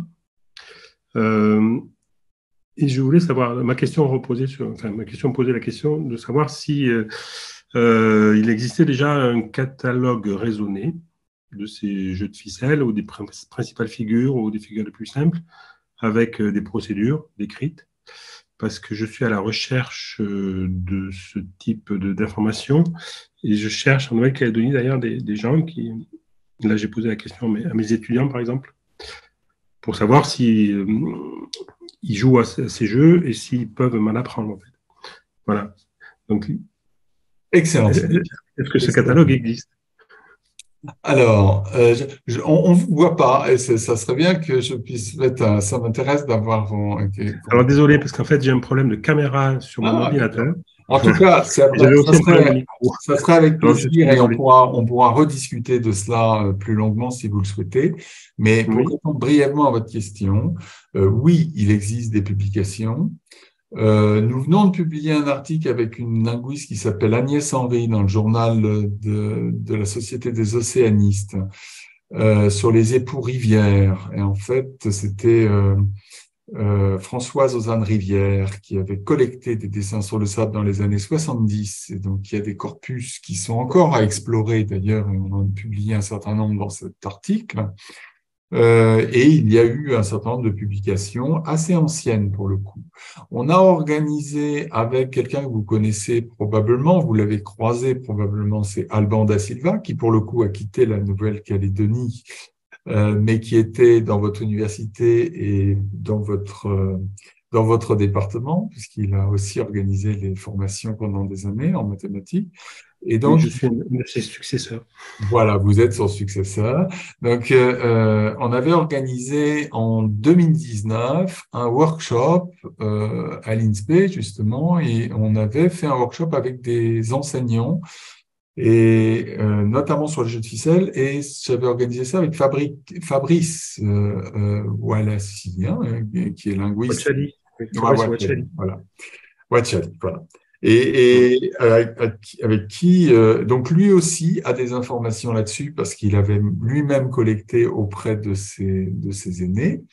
Donc, il y a moyen, effectivement, de mener une collecte, et ça serait tout à fait intéressant, et peut-être en lien avec la collecte d'Ozanne Rivière. Voilà. Donc, je peux vous transmettre l'ensemble de ces informations. Et puis, sur les aspects mathématiques, je vous invite à lire éventuellement, je peux vous envoyer le livre que j'ai écrit qui s'appelle String Figure as Mathematics, donc il y a pas mal d'informations sur le lien entre mathématiques et jeux de ficelle, et on mène actuellement des recherches plus mathématiques. D'ailleurs, on est en train de réfléchir à créer une application pour implémenter les réflexions d'un mathématicien qui avait travaillé là-dessus, un mathématicien américain qui s'appelait Thomas Tor, qui avait eu beaucoup d'idées sur les jeux de ficelle pour les implémenter, pour les modéliser.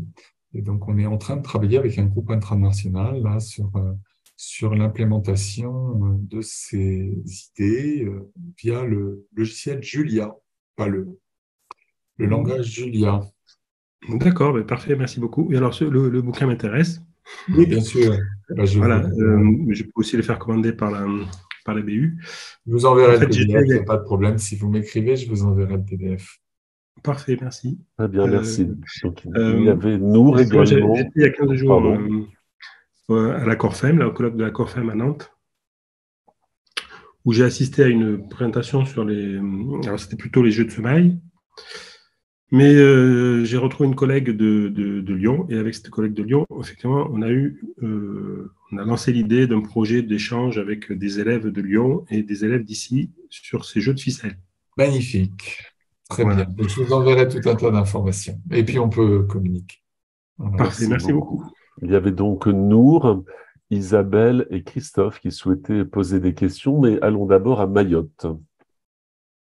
Bonjour à tous, merci. C'était vraiment très stimulant. Alors, moi, c'était pour juste des apports bibliographiques parce que ça m'avait vraiment intéressé de voir les motifs des dessins sur le sable. Nous, à Mada, et j'ai vu qu'on avait ici à Mayotte aussi, on a des sculptures zafmanides qui ressemblent tout à fait à ce type de motif et dont on a un peu perdu la trace, dont on ne connaît plus forcément vraiment le sens et qui nous intrigue. Et je me posais la question si vous auriez des références biblio concernant le sens de ces motifs. S'agit-il des motifs qui sont dessinés sur du bois, c'est ça? Sur des portes? Sur du bois. Sur des bois qui sont sculptés, c'est ça? C'est ça, c'est ça. Alors, il me semble que c'est un motif plus géométrique. Il y avait, je ne sais plus, Luc, tu sais, là, il y avait une étudiante, Dominique Tournas, qui avait travaillé un petit Oui, peu oui, dessus mais il y a je quelques préférerais, années. je préférerais Euh, pas parler de ce travail-là, mais oui, oui, non, mais je sais bien, mais enfin, en tout cas, il y a eu quelques recherches là-dessus. Après, moi, de la bibliographie là-dessus, je n'en ai pas, mais à mon avis, je suis pas absolument certain que c'est il y a un beaucoup livre été qui lu. existe, hein, Il y a un fait par livre. des anthropologues, hein. D'accord. Euh, Effectivement, c'est intéressant. Enfin, il y aurait un vrai travail d'ethnographie déjà, et puis après d'ethnomathématiques peut-être, c'est pas sûr, Oui. à faire Oui. sur l'art zafmanir, que je me garde bien d'appeler une géométrie. Mm. Non, mais Non. c'est évident que les variations de direction ou ce genre de choses ne sont pas anodines. Et juste une Mm. petite remarque, peut-être rapide pour Luc, qui se posait la question du pourquoi du choix des graines pour les jeux de semailles, pour le cache. Alors, je ne sais pas. Mais si je peux faire un petit comparatif rapide avec le Fanourn, qui est un jeu de stratégie, les graines qu'on utilise, elles sont pas anodines. Elles sont symboliques en fait. Donc, par exemple, si on joue avec si on prend par exemple du maïs qui se dit kassak, alors ça va référer à la recherche puisque c'est un jeu de stratégie. Si on utilise des haricots qui se dit tsaramas, ça veut dire jolis yeux, bons yeux, alors ça va Oui, référer aussi à des qualités qu'on va rechercher. Et de manière générale, ces figures représentent, en tout cas pour le Fanourn, de manière symbolique, une représentation du monde, de l'univers, que ça oui, soit oui, cosmogonique ou etc. oui, Donc, oui. Mais là, ça m'aurait bien intéressé. hmm, vous parlez du Fanourne que je connais bien, hein, mais qui n'est pas un jeu de sommeil.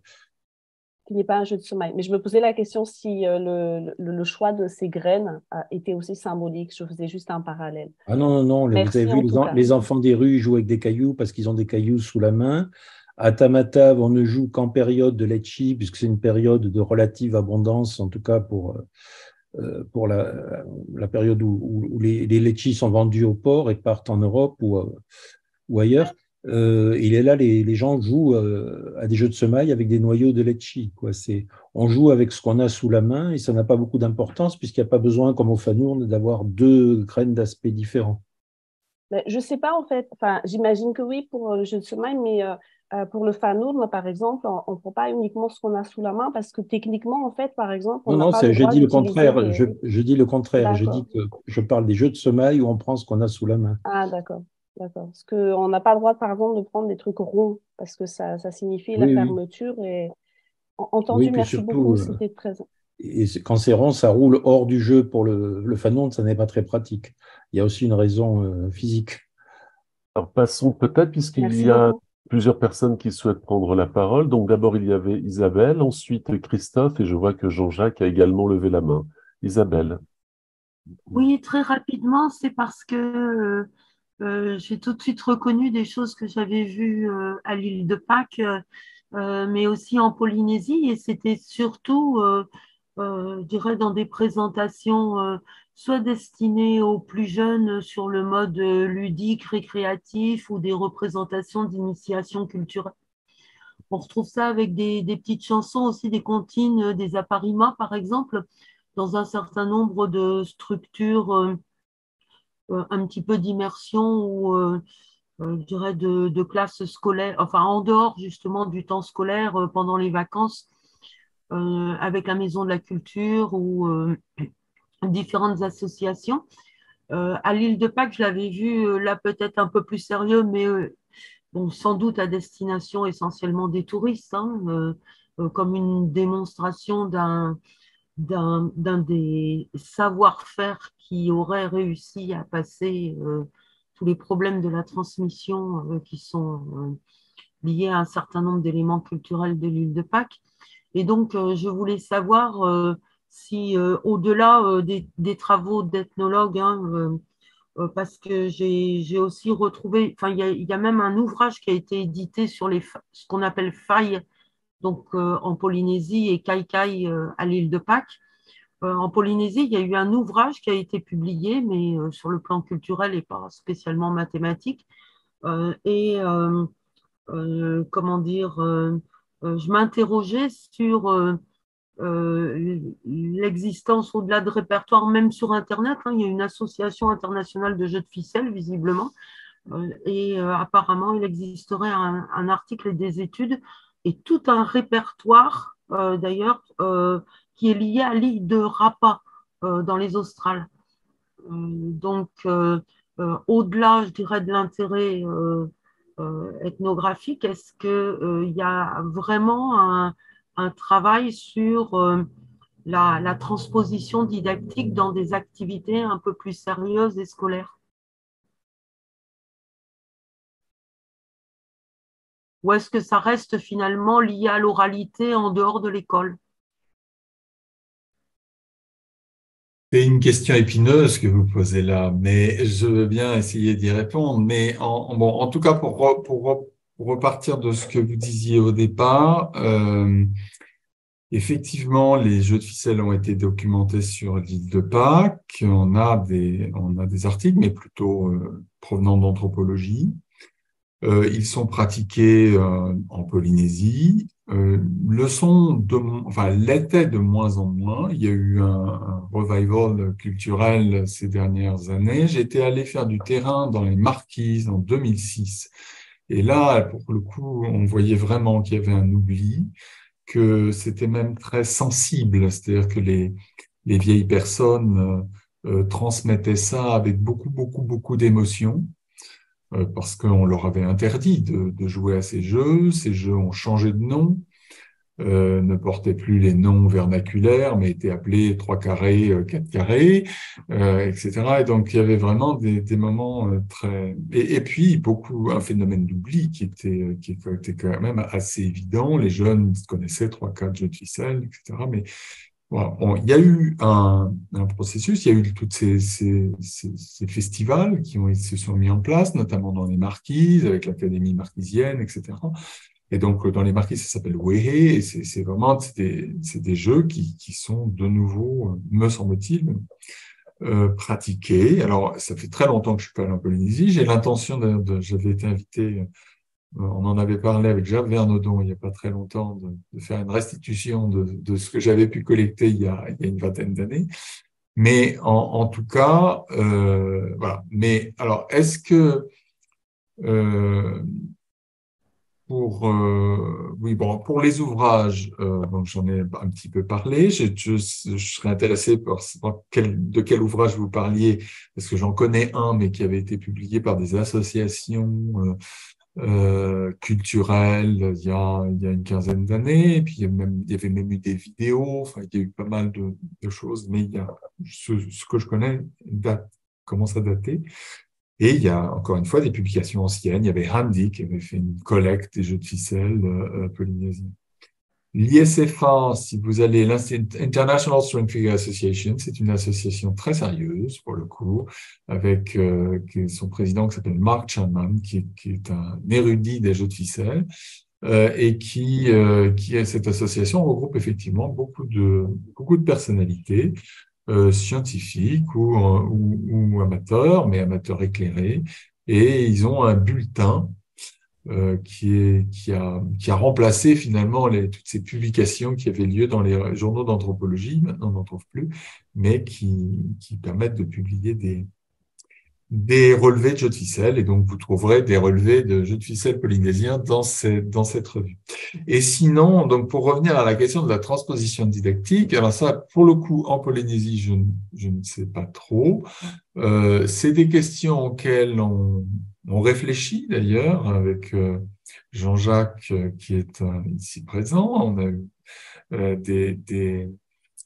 on a des discussions à ce sujet dans un projet qui s'appelle IGASOM sur les inégalités éducatives. Il me semble que c'est un sujet très sensible, très compliqué, qui intéresse beaucoup les ethnomathématiciens, certes, et une grande partie des productions sont liées à la possibilité de l'usage de savoirs traditionnels, donc informels d'une certaine façon, transposés dans le cadre formel pour apprendre des choses que je ne qualifierais pas forcément de plus sérieuse, mais en tout cas pour enseigner, par exemple, je sais pas, en mathématiques, on pourrait se dire, servons-nous des jeux de ficelle pour enseigner la symétrie ou pour la récursivité, ou je sais pas trop quoi. Mais en fait, en tout cas, mon point de vue là-dessus, et puis je suis vraiment de près ce qui est en train de se passer au Vanuatu.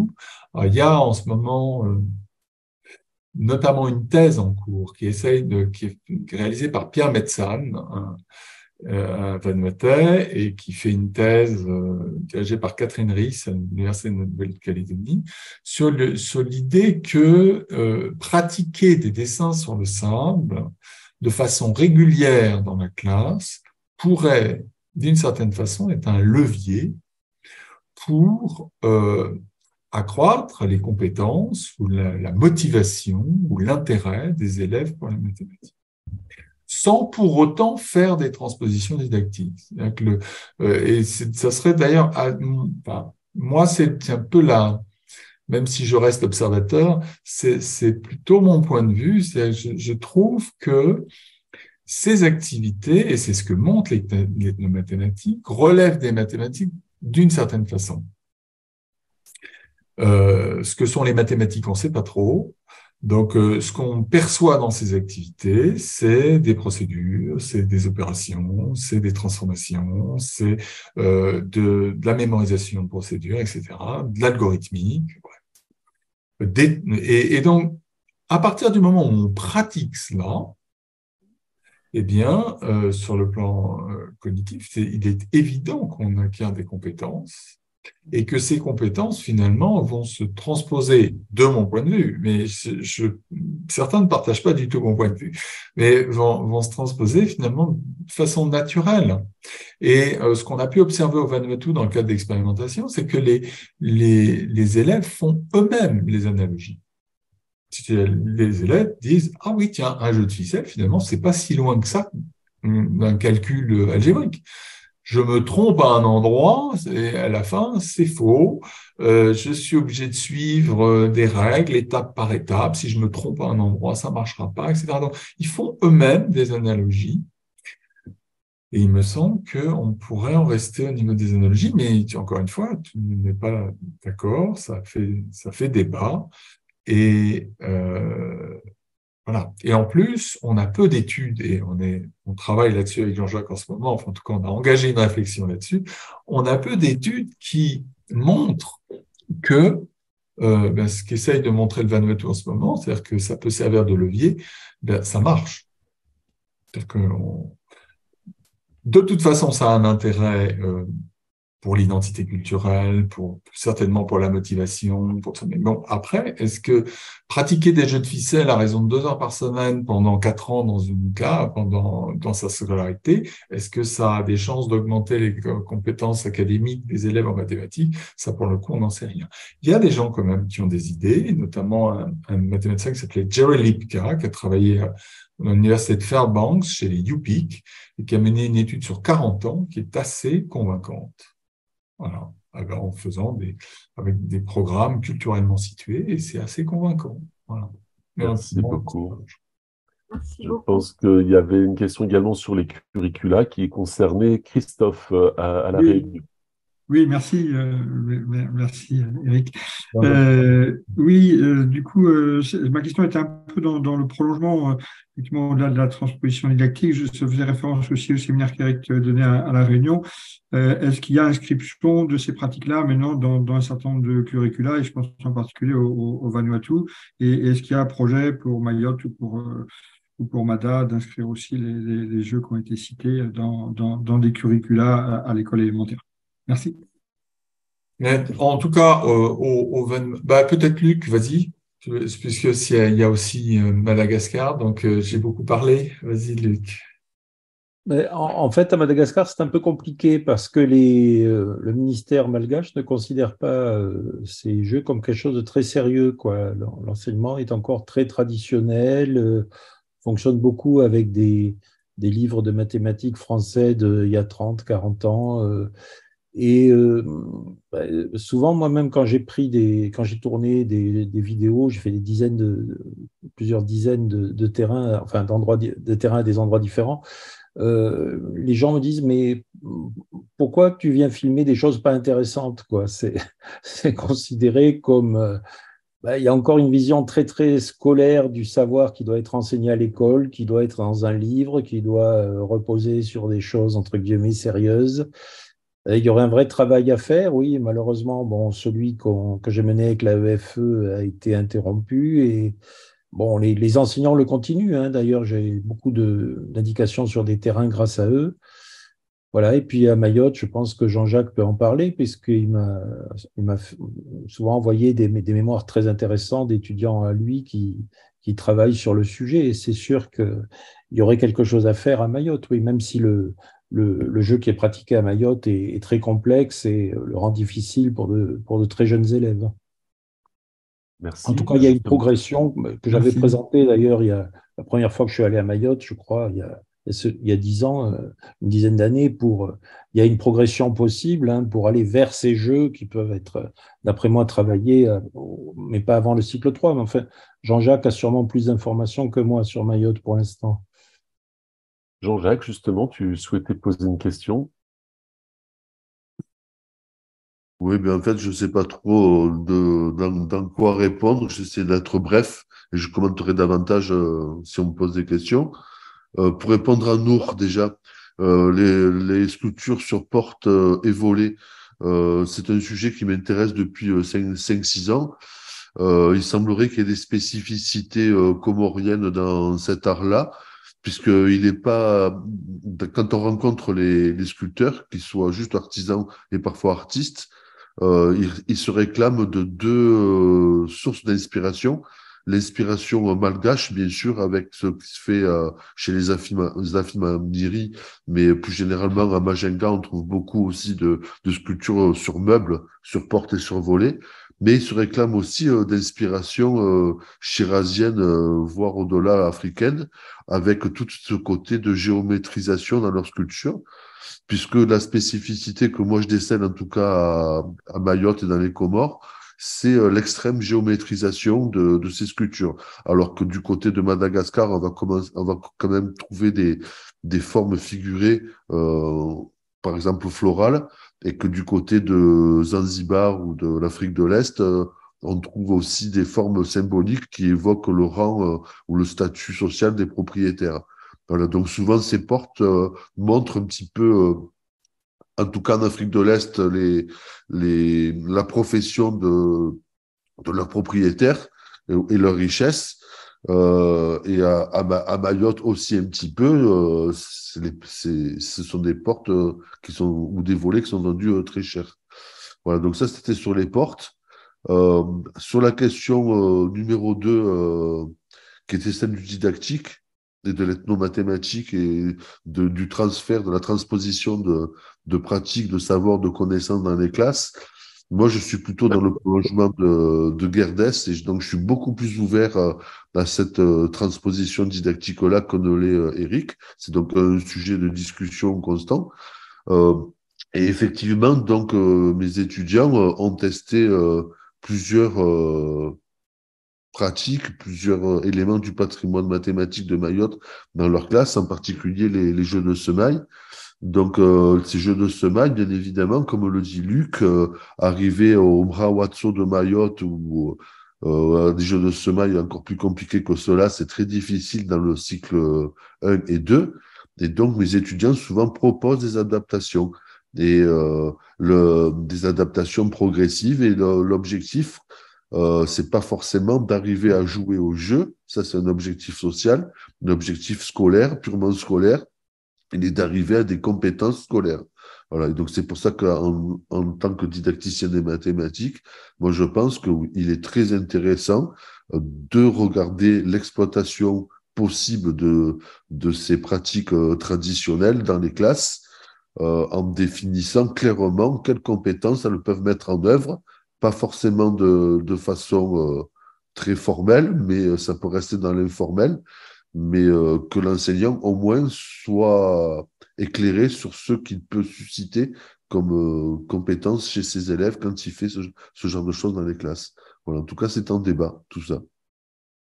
Luc? En termes de résultats de recherche, je conclue par là. Moi, parce que souvent, on me demande de comparer les bénéfices d'être dans les ethnomathématiques en classe à l'histoire des maths ou à des activités plus actives comme des jeux non traditionnels, du numérique, des choses comme ça, des activités de groupe manuelles. Ben, en réalité, quand on rentre dans les ethnomathématiques et qu'on utilise des éléments du patrimoine local, on a une sorte de revalorisation d'un sentiment d'estime de soi qui apparaît en plus que quand on est simplement dans des pédagogies actives. Voilà, ça, c'est les derniers résultats que j'obtiens à partir du travail de mes étudiants. Luc? Oui, non, c'était juste une petite remarque additionnelle sur cette progression vers le MRAA. En fait, il est possible de s'inspirer du travail que j'ai mené et présenté en suivant le chemin inverse du chemin historique, c'est-à-dire en partant des catchs les plus simples. Par contre, du centre des hautes terres de Mada, on peut très bien pratiquer ça dès le cours préparatoire. Moi, j'ai de nombreux étudiants, salut Christophe, je ne sais pas à qui tu fais bonjour, qui ont fait ça dès le CP. Bon, j'ai pas trop le temps j'ai pas eu trop le temps de le présenter, mais bon, là, je prépare de toute façon un article sur les aspects didactiques là pour bientôt. Très bien. De toute façon, je pense j'espère qu'on aura bientôt l'occasion d'en reparler de manière moins distancielle.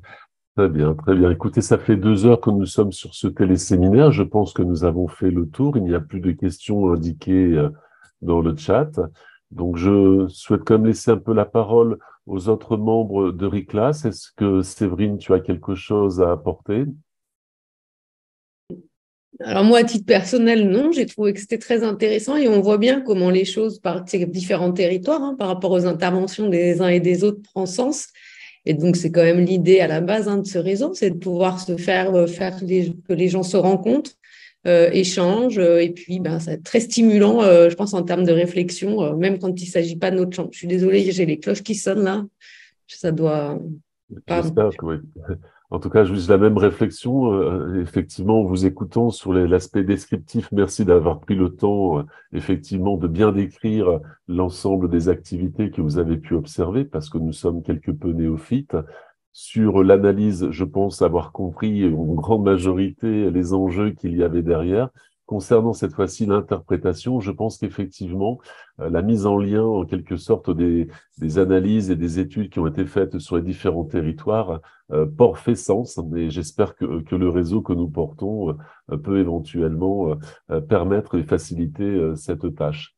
À mon sens également, nous sommes un petit peu ici d'un point de vue anthropologique et culturel, sur cette idée aussi un peu de tradition inventée, c'est-à-dire finalement de revenir un petit peu sur des pratiques anciennes qu'on estime anciennes ou en tout cas qu'on réinvente comme étant des traditions, et je trouve ça plutôt intéressant. Et effectivement, l'aspect curriculaire qui avait été soulevé notamment par Christophe semble quelque peu bloqué.